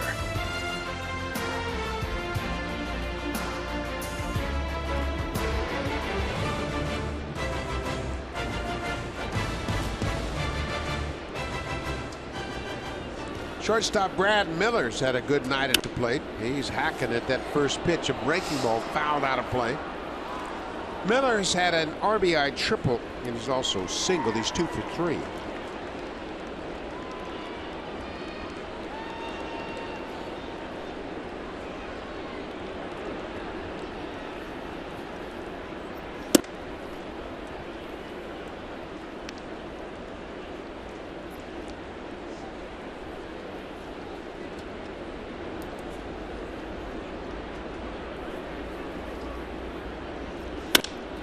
This ball is hit in the air. Saunders is on the move. He'll get there in the alley and make the catch. Miller, another bid for extra bases denied by the left fielder. Ball sliced right back to Michael Saunders to make the grab. This is probably going to be Marcus Stroman's final inning, unless he can have a quick at bat. He's up to 95 pitches. They've already got people working and down in that bullpen. Look like Pat Venditti one more time. There he is. Foul ball. Evan Longoria. He extended his hit streak in his first at bat. He had a base hit to left field. He scored the first run of the ball game. Longoria now with a 6-game hit streak. Hit this ball hard to left field. That is over the head of Michael Saunders. He plays it off the wall. Longoria is headed for second. Here's the throw. It is not in time. Evan Longoria with his 13th double of the season. Came into this game hitting .500 against Marcus Stroman. He's going to finish up .500 against Marcus Stroman in this game. That's his second hit. Still quick. He hits from that open stance, and he's got that short swing. No chance for Saunders to get back to make a play on that one. And the Rays have another extra base hit. 13 hits now.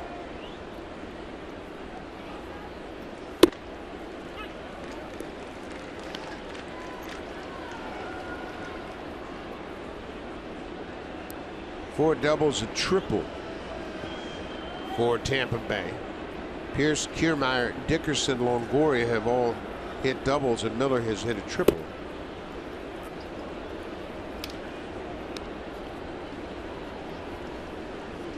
Steve Pearce, as he did in last night's game, drove in the first run of the ball game with an RBI double in the first. Last night he had a 2-run home run in the first inning.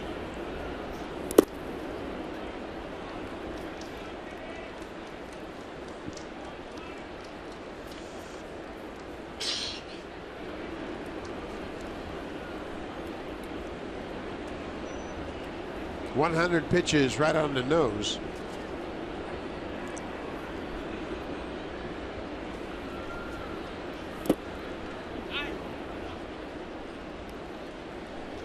Rays kept the pedal to the metal last night, didn't they?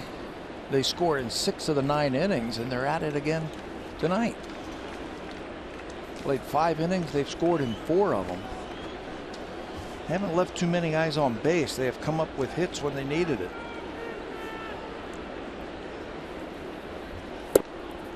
And Pierce takes ball 4. He walks for a second time. And DeMarlo Hale has come out of the Blue Jays dugout, and he asks for time.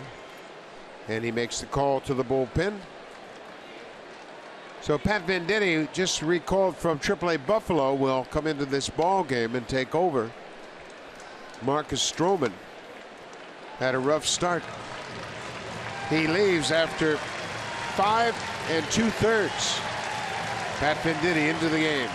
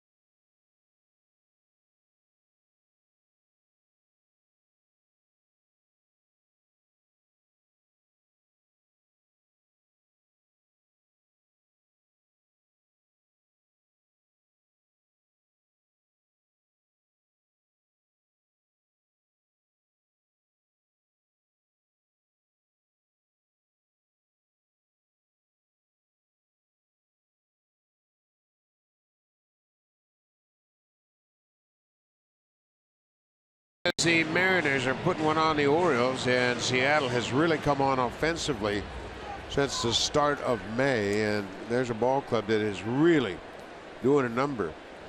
Everybody's swinging the bats very well over there in Seattle right now. Kyle Seager getting the mix. He's got his average up to 250 after a very slow start. This is Pat Venditti, who's going to take over for Marcus Stroman here in the 6th inning. You saw the numbers there. This is his second stint with the Blue Jays this season. Extended work for the bullpen last night. Extended work for the bullpen tonight. Venditti, we know all about him. He can throw right-handed or left-handed. I was wondering as he was taking his warm-up pitches, how many does he get to throw? So I watched him. He throws 3 with his left hand and 3 with his right hand, and he will face Steven Souza here with 2 out. Throws a strike. It's 1-1 to Souza. Souza is 1 for 3 tonight.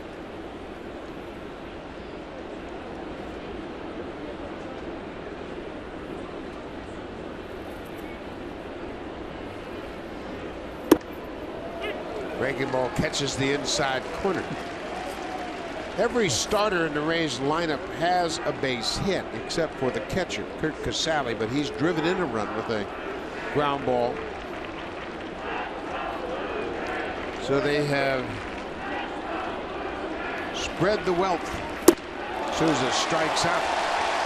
That ends the inning, and the Rays strand a pair. Will go to the bottom of the 6th. 7-2 Tampa Bay.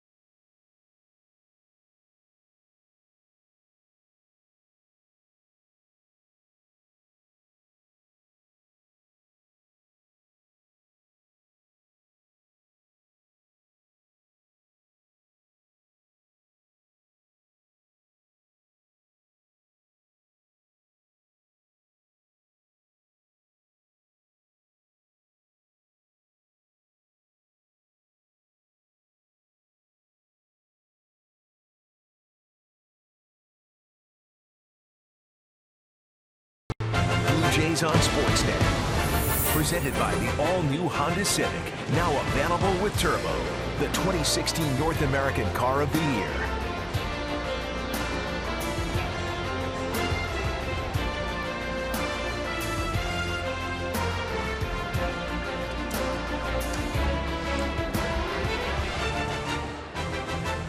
Tampa Bay came out smoking once again tonight. They scored in the first 4 innings of last night's game. Tonight they scored in the first 3 innings, and they have a 7-2 lead.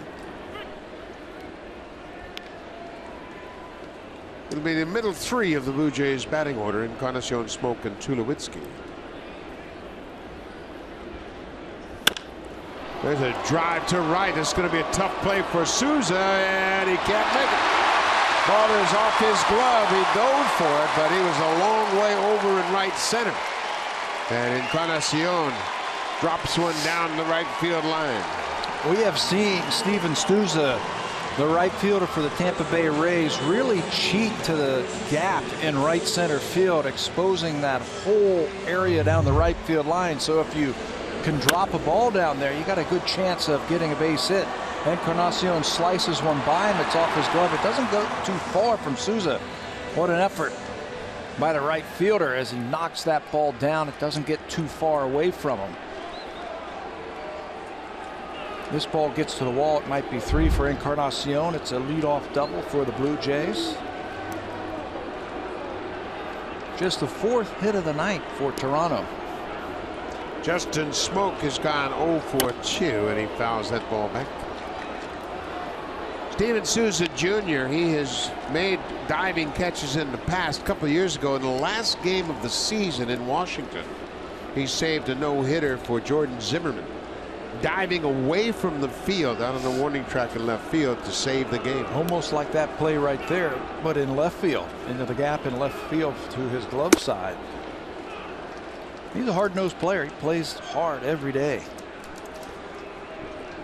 I didn't think, excuse me, Bug, I didn't think he had a chance to even get to the ball. Yeah, it was a long run. He got a lot closer than I thought.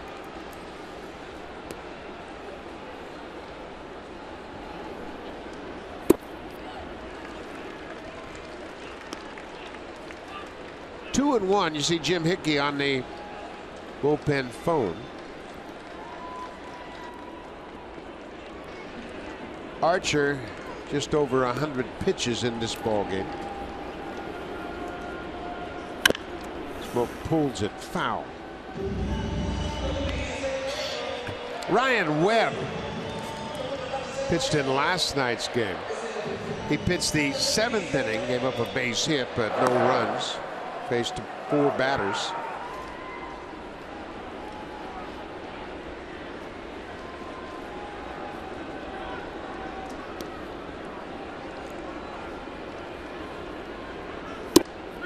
Strike 3 called. Smoke caught looking at that inside fastball. Archer had thrown so many sliders with 2 strikes that Smoke kind of anticipated he might get another. And he didn't. He got himself a 4-seam fastball right there. Just could not pull the trigger. We saw that against Michael Saunders in the 2nd inning. Threw him a lot of breaking balls, got the 2 strikes, and then pumped the fastball right there. Justin Smoke couldn't pull the trigger. Tulowitzki goes after the first pitch, and it's a fly ball to right.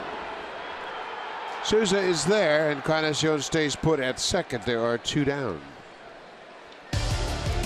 This copyrighted telecast is presented by authority of Rogers Blue Jays Baseball Partnership and may not be reproduced or retransmitted in any form. And the accounts and descriptions of this game may not be disseminated without the express written consent of Rogers Blue Jays Baseball Partnership.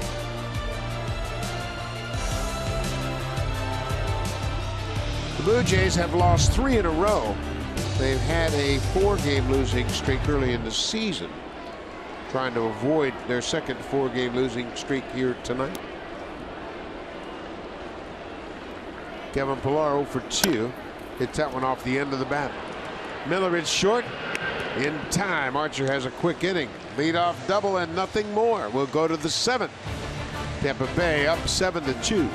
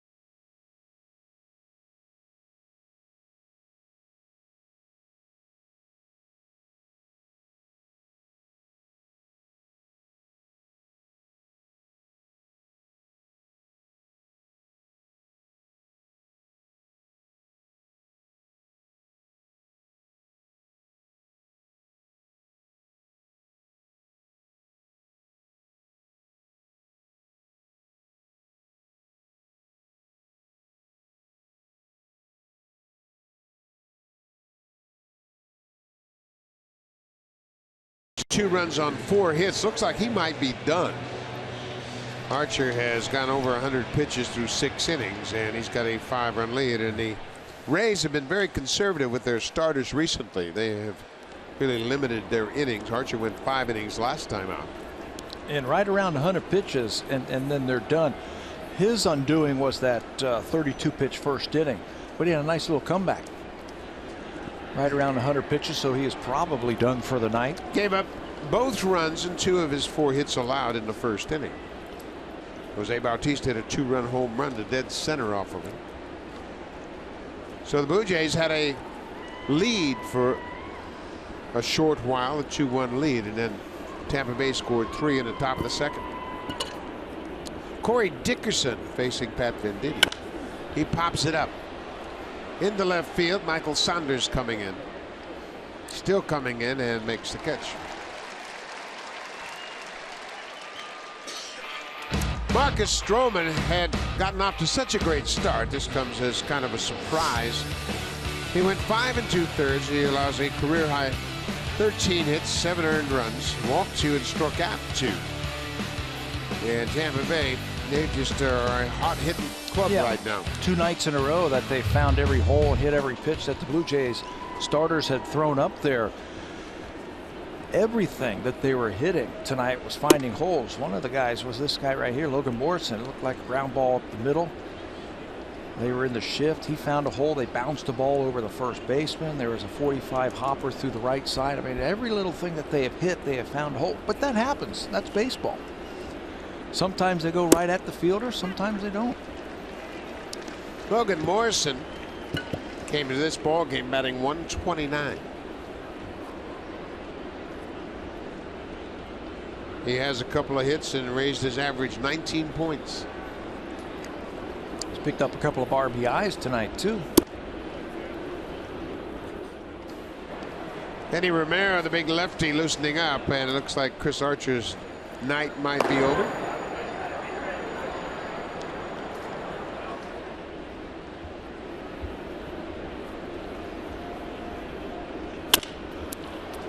Lifted into center. Pilar's got it. He calls for it and makes the catch.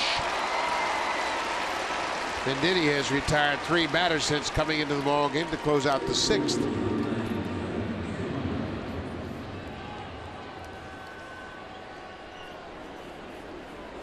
Chris Archer supported by a very big offense tonight. They staked him to a 7-2 lead. It looks like he is done for the night. They've gotten the week off to a good start. Considering where they came from, they had a brutally tough, emotionally tough week last week. 3 walk-off losses last week. Kevin Cash was talking about that after the game yesterday, that yesterday's win was a big win for them just from the emotion that they had on Sunday. He had a decision to make, brought in Geltz, gave up the 2-run home run with a base open, and the only chance they have is if that goes foul, and it's not going to go foul. Kevin Kiermaier with his 3rd hit of the ball game. Little roller up the third base line. He runs so well that all they could do was hope that it went foul. They was not going to throw him out. See, everything they're swinging at's finding a hole right now. But Kevin Cash was saying yesterday's game was a welcome relief after what had happened on Sunday when they lost on a 9th inning home run. I don't think I could ever manage. I don't think I could do it. Ground ball. Donaldson boots it at 3rd, and Casale's going to reach. Donaldson was getting his body in position to make a throw to second. The ball kicked up on him and handcuffed him, and that'll be his 2nd error of the season. Yeah, stayed back on that one and got the in-between hop. And how many times have we said it? That last hop, it always seems to be the tough hop. Come in and catch this one on the short hop or the big hop. See how he's laying back on it? And then there's the in-between hop, and it hits his bare hand. Happens all the time. Those tough hops.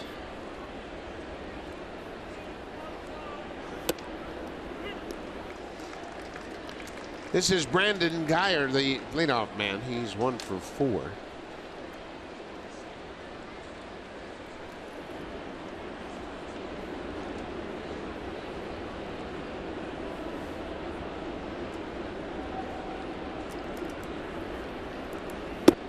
breaking ball sweeps in there for a strike.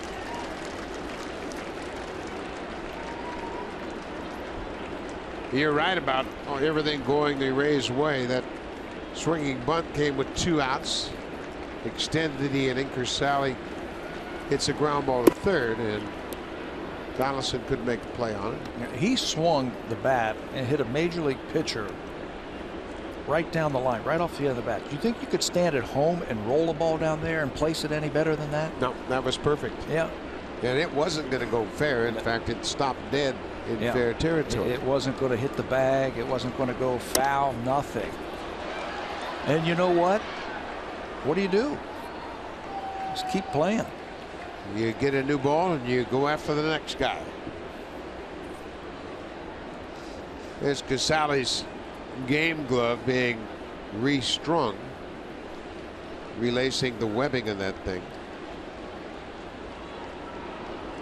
That's an art in itself. Take those things apart and put them back together.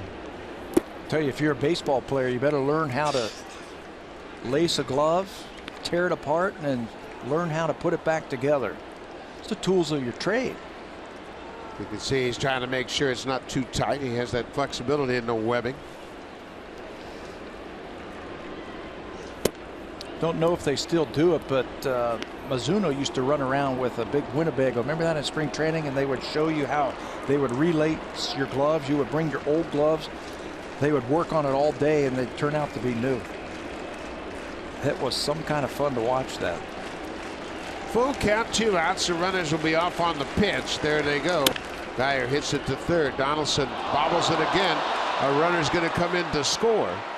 As that ball was to the glove side, Donaldson took a tricky hop at the end, had topspin on it. And a run comes in. It's 8-2. We'll see how they score that one. Played that one just a little bit better. It's a tough play to his left, right in the hole.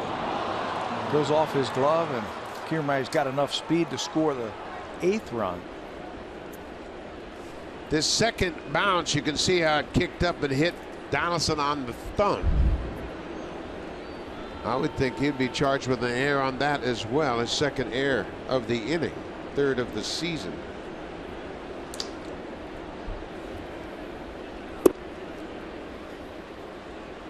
All of this with 2 outs and nobody on. Kiermaier got that swinging dribbler up the third baseline. Casale reached on an error. Now Geyer reaches on an error to keep the inning alive. Lost in all this is how well Pat Venditti's been throwing the ball. Struck out the first batter he faced to end the 6th inning. Got those two quick outs, like you said, and then an error has kept this inning alive. Brad Miller, the shortstop, fouls that ball back. Miller tripled and drove in a run in the 2nd, then singled in the 4th.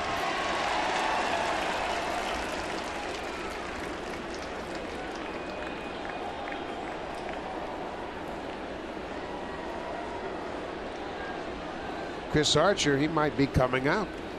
Looks like he's got his jacket off, ready to take the mound in the 7th.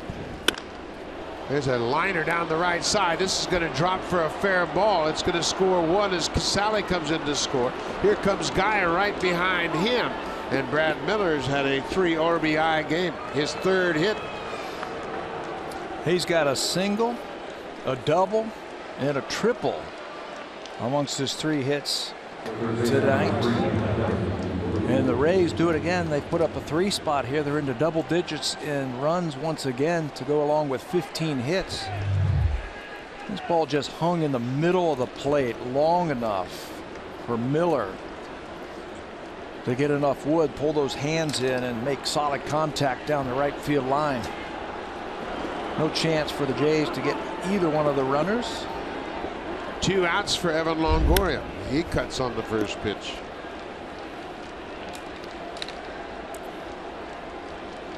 Ten to 2.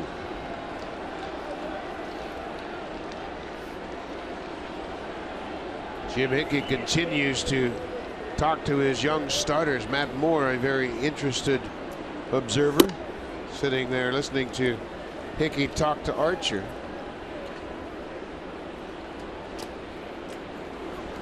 Ball and a strike to Longoria. He's had a 2-hit game.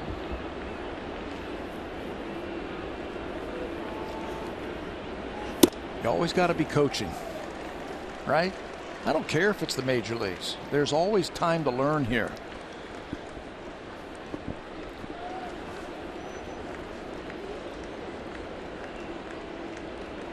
There's always an opportunity to make an impression on a pitcher. Makes a pitch during an inning. You can take that and utilize it. Said you had this opportunity. You threw that ball up here. You could have thrown it down there. You could have thrown a different pitch. You know what's amazing about that is Matt Moore sitting right there, just eyes drilling. Jim Hickey, the pitching coach, he's learning along with Chris Archer. Little squibber out in front of home. That's a fair ball. Martin throws to Smoke. That ends the inning. But Tampa Bay scores 3 more in the top half of the 7th to take a 10-2 lead.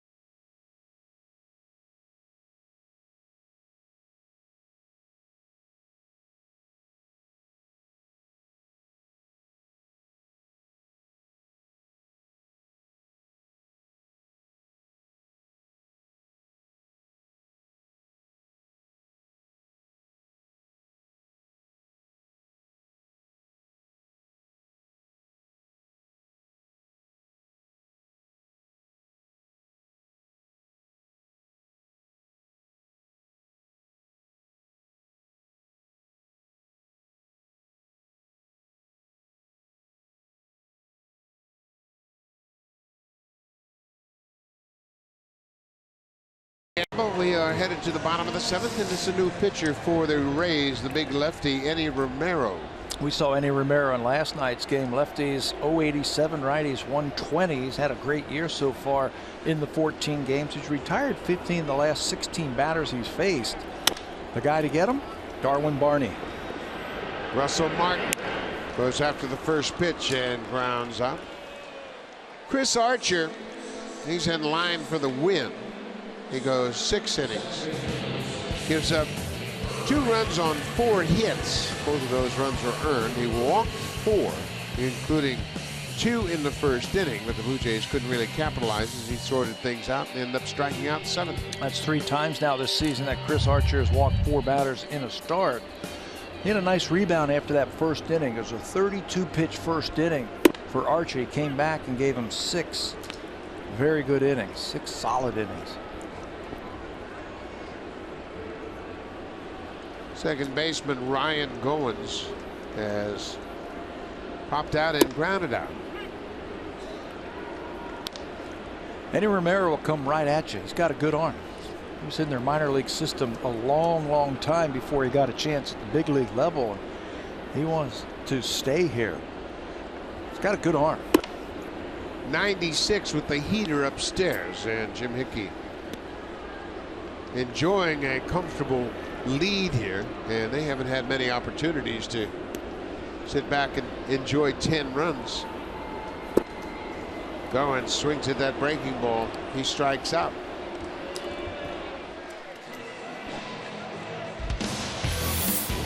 Make your renovation a cut above during the DIY Expert Sale. Only at Home Building Center and Home Hardware Building Center.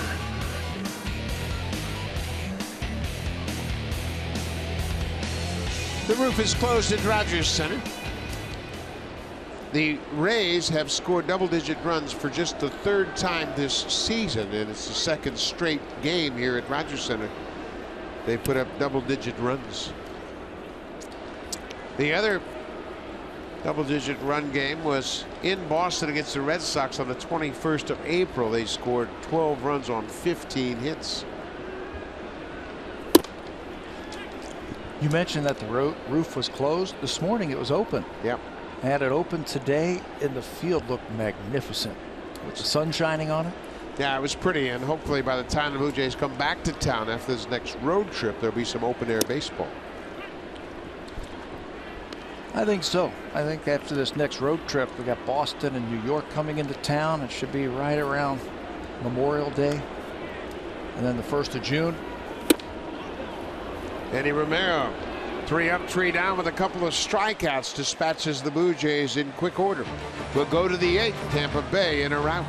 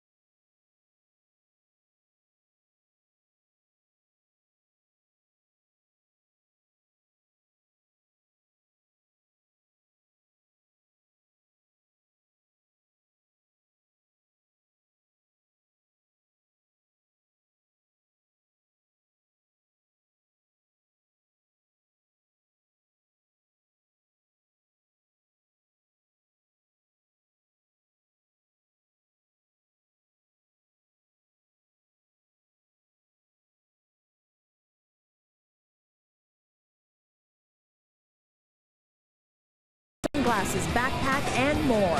Exclusive access to members-only events such as movie night and photo day with Blue Jays players.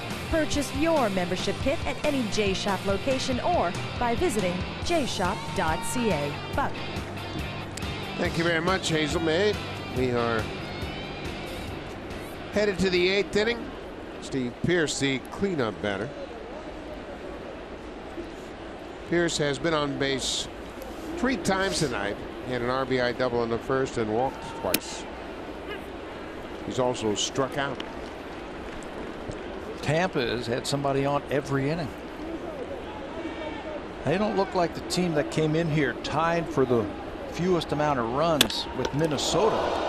And then he knocks it down. He's trying to hustle and get it to first, but not in time. Another base hit for Tampa Bay. We have seen dribblers. We have seen balls go over the infielders' heads. This time we see a line drive in the glove and then out of the glove. And wouldn't you know it, it gets just far enough away from Pat Venditti for Pearce to leg it out. That was in and then out. 16 hits now for Tampa.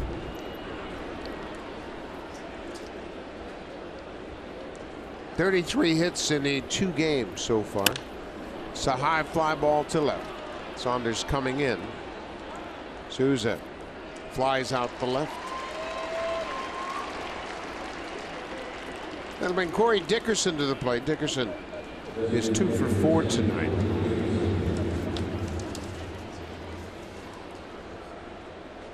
Dickerson came in 0 for his last 7. He went 1 for 9 in the series against Oakland.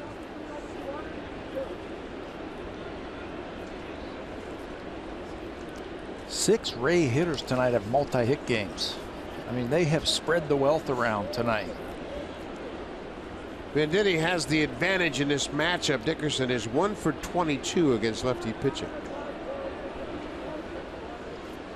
1 out. They're playing behind Pierce at first. This is popped up to left. Saunders again moves underneath it. And Dickerson's retired, 2 down.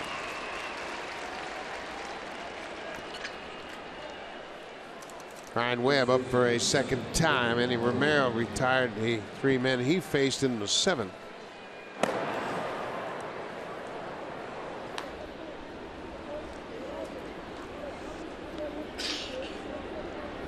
Logan Morrison's had a big night. He drove in a pair, had a couple of hits, scored a run.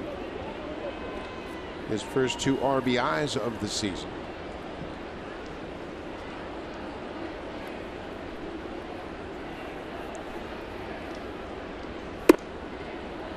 Takes that first pitch off the plate outside.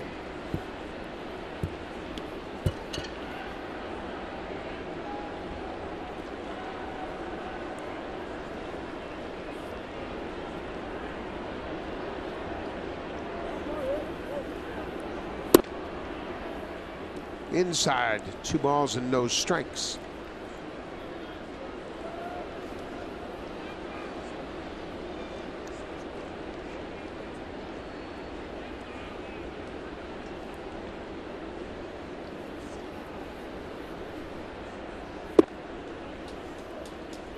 Now it's 3-0. It's a pretty good idea right there from Venditti, just to step off that mound and gather himself 3 quick balls out of the strike zone. Go back there, take a deep breath, come and get him right here. There's a strike. We're in the top of the 8th. Tampa Bay took a 1-0 lead in the top half of the first, and then Jose Bautista had a 2-run home run in the bottom half. Blue Jays had a 2-1 lead, but that evaporated immediately. Top of the 2nd. This is popped up. Donaldson near the shortstop position makes the play. So we'll go to the bottom of the 8th. Now time for a Blue Jay Central update. Here's Jamie Campbell and Greg Zahn in the Samsung broadcast studio.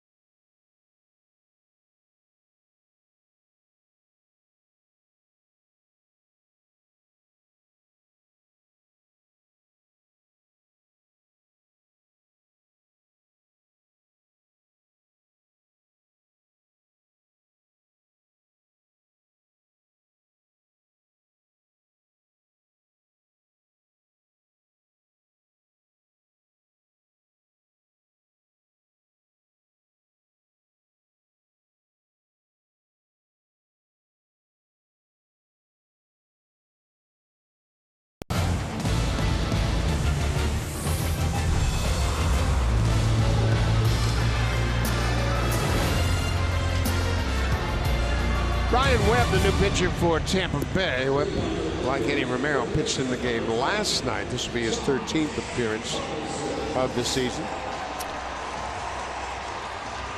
snow wrecker with an ERA of 4.09. He's only thrown 11 innings. Webb pitched, like Buck said, in the 9th inning.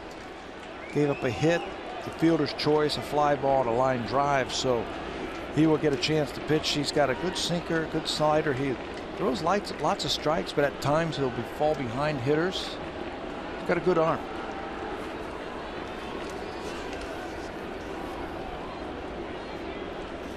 Josh Donaldson takes the first pitch, strike.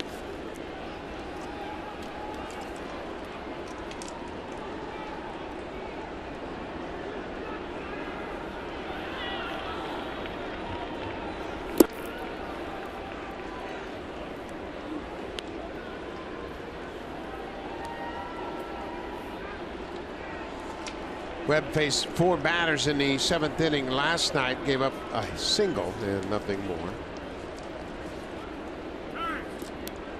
The Rays used 4 relievers after Drew Smyly went 5 innings. They each threw an inning. Webb's been around. He was with 3 organizations last year.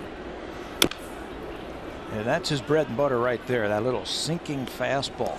He's got a great ground ball to fly ball ratio. Spent some time with Cleveland last year, got into 40 games with the Tribe.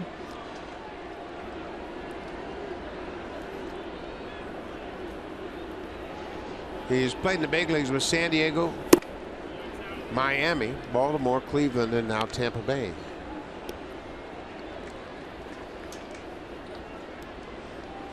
Jimmy Paredes, newest Blue Jay, is on deck. He appears as though he's going to bat for Jose Bautista. It's a high fly ball, left field. Brendan Guyer coming in. Donaldson's retired. So Jimmy Paredes will bat for Bautista. Paredes is 27 years old. You'll remember him from the Orioles. He played in Baltimore parts of the last 2 seasons. Last year he got into 104 games with the Orioles, hit .275 with 10 homers and 42 ribbies. Those were all career highs for Jimmy Paredes last year. He also had 100 hits and 17 doubles to go along with those 10 home runs.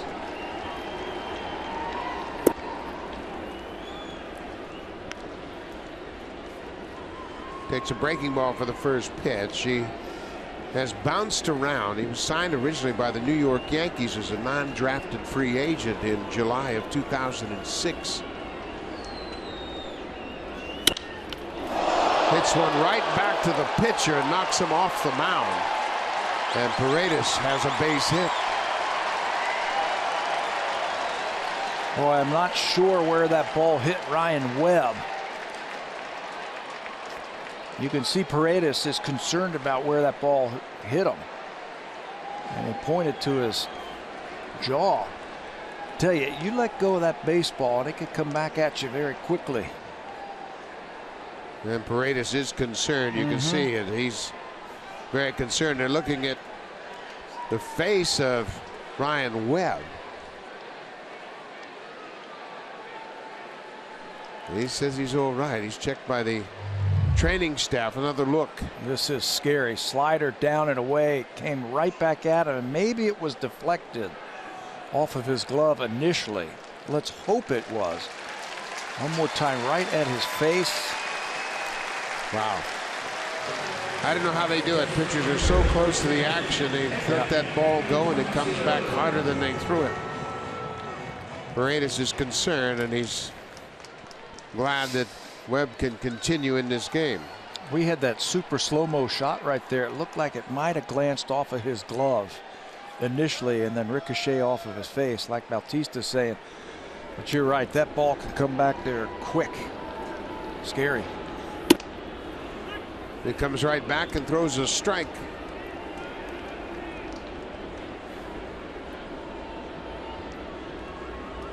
I got a chance to coach, if you will, for a couple of years in spring training with the Indians minor leaguers. So you throw a ton of batting practice, right? I got hit one time with a screen. Yeah, I was behind a screen, of course. There's no way I'd pitch to professional baseball players without a screen, but it came back. It hit me in the back. I can't imagine pitching to major league hitters without a screen. It's a long drive, and that's going to hook foul. And it's frightening. That thing, you see it come off the bat, and it's on you. And you know you're going to get hit, right? You can't duck out of the way. There's nothing you can do to defend yourself. No. Trying to follow through to make sure you execute a good pitch, and oftentimes you're very vulnerable.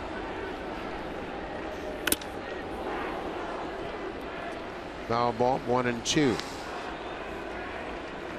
Encarnacion has doubled. He's officially 1 for 2. His 10th double of the season came as a leadoff double in the 6th. But the Blue Jays couldn't do a thing with that.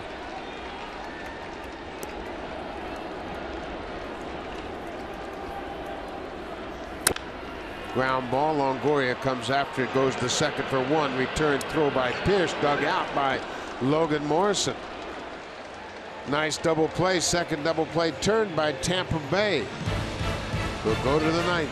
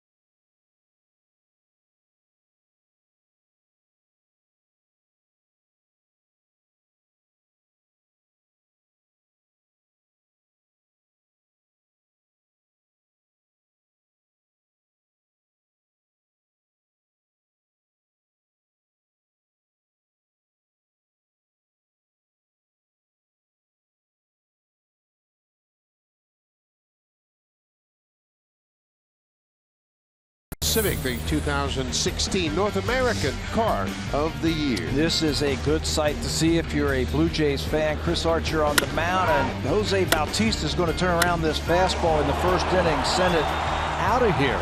This is Jose's 30th career home run versus the Tampa Bay Rays as he crosses home plate. That is our drive of the game tonight. That swing and that home run put the Blue Jays up 2-1 in the first inning. It's the last time they've led. Tampa Bay came right back with 3 of their own in the top of the second, and the new pitcher is Drew Storen. Storen making his 17th appearance. Drew pitched in last night's ball game. Blue Jays pitched 6 pitchers, 5 relievers. Storen was the 3rd reliever. Darwin Marney comes into the game defensively at second base, and Jimmy Paredes, who pinch hit, is now playing 3rd. Couple more changes. Ryan Goins started at second. He takes over at shortstop for Troy Tulowitzki, and Ezequiel Carrera comes in to play right.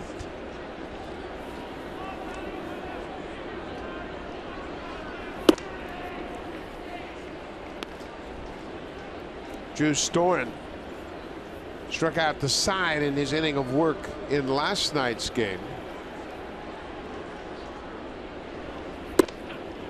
Gave up a leadoff double, but then struck out Jennings, Casale, and Brad Miller. You can see he's working out of the windup now with nobody on base. Doesn't have the big hesitation like we saw at the beginning of the season, and he walks his first batter he faces. So he'll go back into the stretch. So Kiermaier, he's been on base 4 times tonight.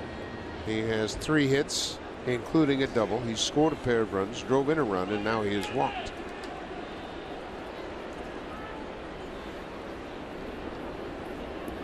Hank Conger batting for Kurt Casale.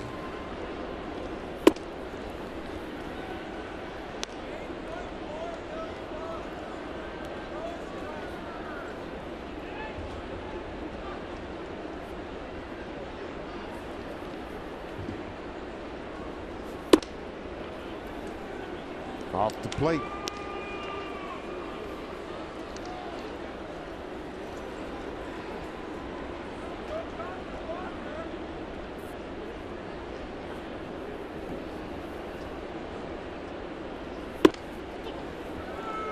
Three and 0.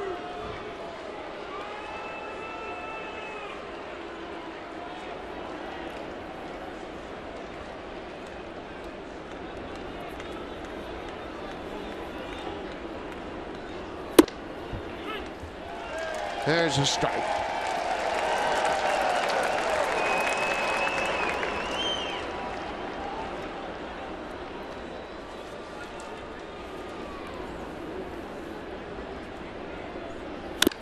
Conger fouls it off. Tough to walk this guy. He's an aggressive swinger. He's going to fit right in with these Tampa Bay Rays. Hank Conger's only had 2 walks all season long and 43 at bats. Conger hitting 186. He is 8 for 43. He doesn't have an extra base hit. The appeal, and they swing down at third. Mike Winters said, "I've seen enough. That's close enough for me." So there's a strikeout as Conger is called for the swing. Drew Storen has a good breaking ball. He's going to have to get it over for strikes. That time it's got a sweeping type of motion to it. Really fooled Conger for his first strikeout. You mentioned it. He struck out the side in the inning of work that he had last night.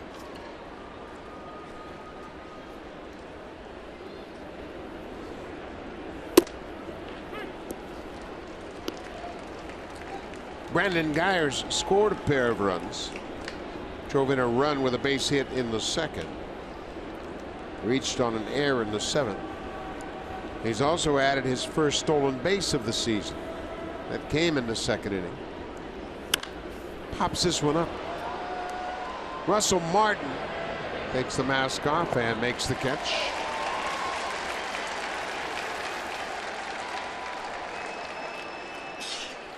Two away here in the top of the 9th. Gonna have another pinch hitter here. Brad Miller, he had a 3-hit game, drove in 3 runs. And Taylor Motter, who made his major league debut here last night, picked up a base hit in his first big league at bat, will come on to pinch hit.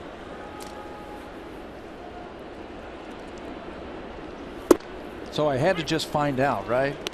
Mentioned that he has a big bat up there. I went up to him today and I asked him, okay, what size is your bat? He says it's a 34.5-inch bat, 33 ounces. He says, yes, I have used 35s in the past. There's a deep drive to left, and this ball is out of here.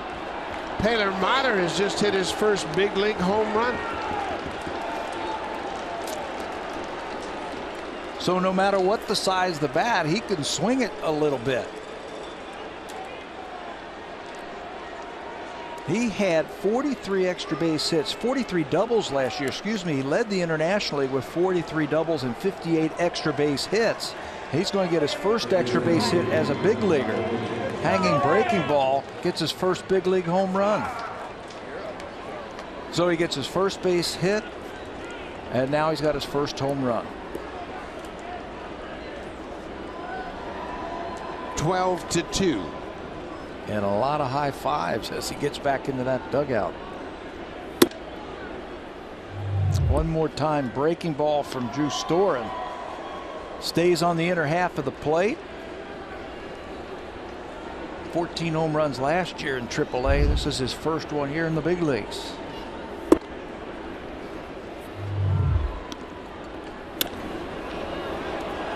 It's that high fly ball into the Blue Jays bullpen.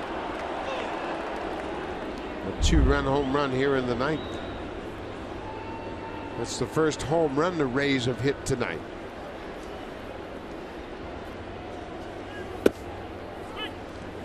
17 hits last night. They've matched that total here tonight. It's a carbon copy of last night's ball game. 13 runs last night, 12 more tonight. Paredes at third. Long throw in time, and the inning is over. Tampa Bay, 2 more runs in the top of the ninth. Blue Jays trail 12-2.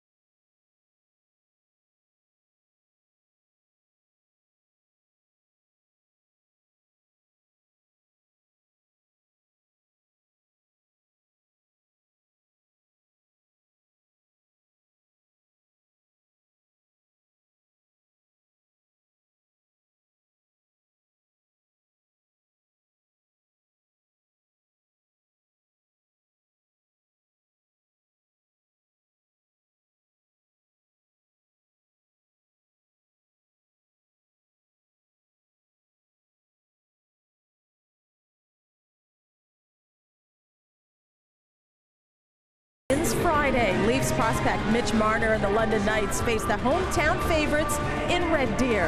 All the action begins at 8 p.m. Eastern, 5 Pacific, right here on Sportsnet. Bye.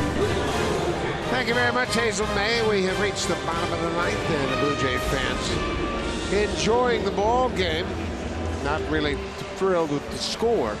New pitcher will be Dana Eveland, and Kevin Cash has used the same pitchers in relief as he did in game 1. Drew Smiley threw 5 innings yesterday, so they needed 4 relievers. 3 of them were Webb, Evelyn, and Romero. Tonight, Romero, Webb, and Evelyn.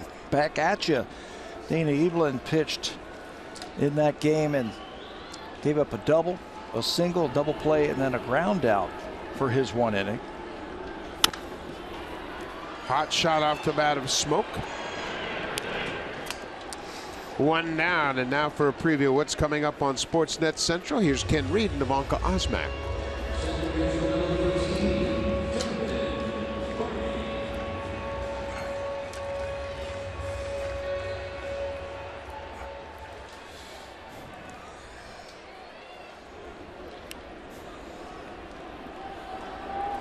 Thank you very much, Ken and Ivanka. We're looking forward to seeing you tomorrow night for the broadcast auction.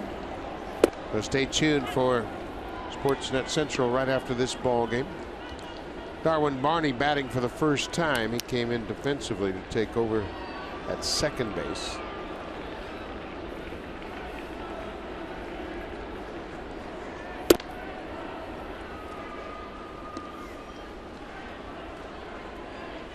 Blue Jays are going to have to regroup quickly, losing the first 2 games of this series.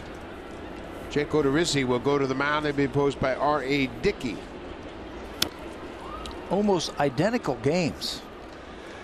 We were talking last night that we were saying, hey, didn't see this one coming. 13-2 with Jay Happ, an undefeated pitcher, going to the mound. Well, you can say it again tonight. 12-2 against a pitcher the Blue Jays threw out there who was undefeated this year. And the Jays gave up 17 more hits tonight. 1-2.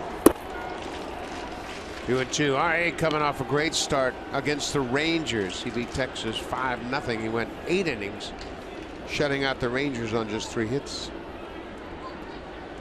He implemented a new delivery, kind of a quick pitch type, abbreviated pitching motion that seemed to be very effective. It threw a wrinkle into the Texas Rangers approach. Yeah, that was the last time the Jays have won. Going to try to stop a 4-game losing streak if Tampa Bay ends up winning this one. Dickey's throwing that knuckleball very effectively of late, and he likes that new weapon. It really neutralized the Ranger bats. Barney fouls it off. Yeah, it really surprised a lot of the Texas Rangers. Found that while he was working out in San Francisco, throwing in between starts. And it'll be on display tomorrow.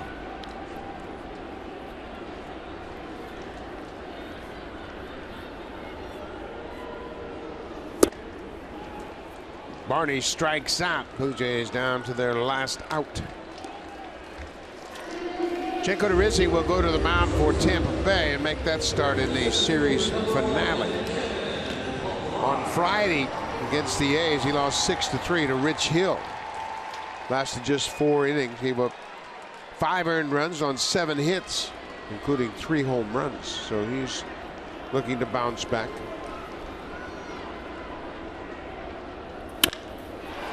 Kevin Pillar drills this to center. Kevin Kiermaier is there, and that's the ball game.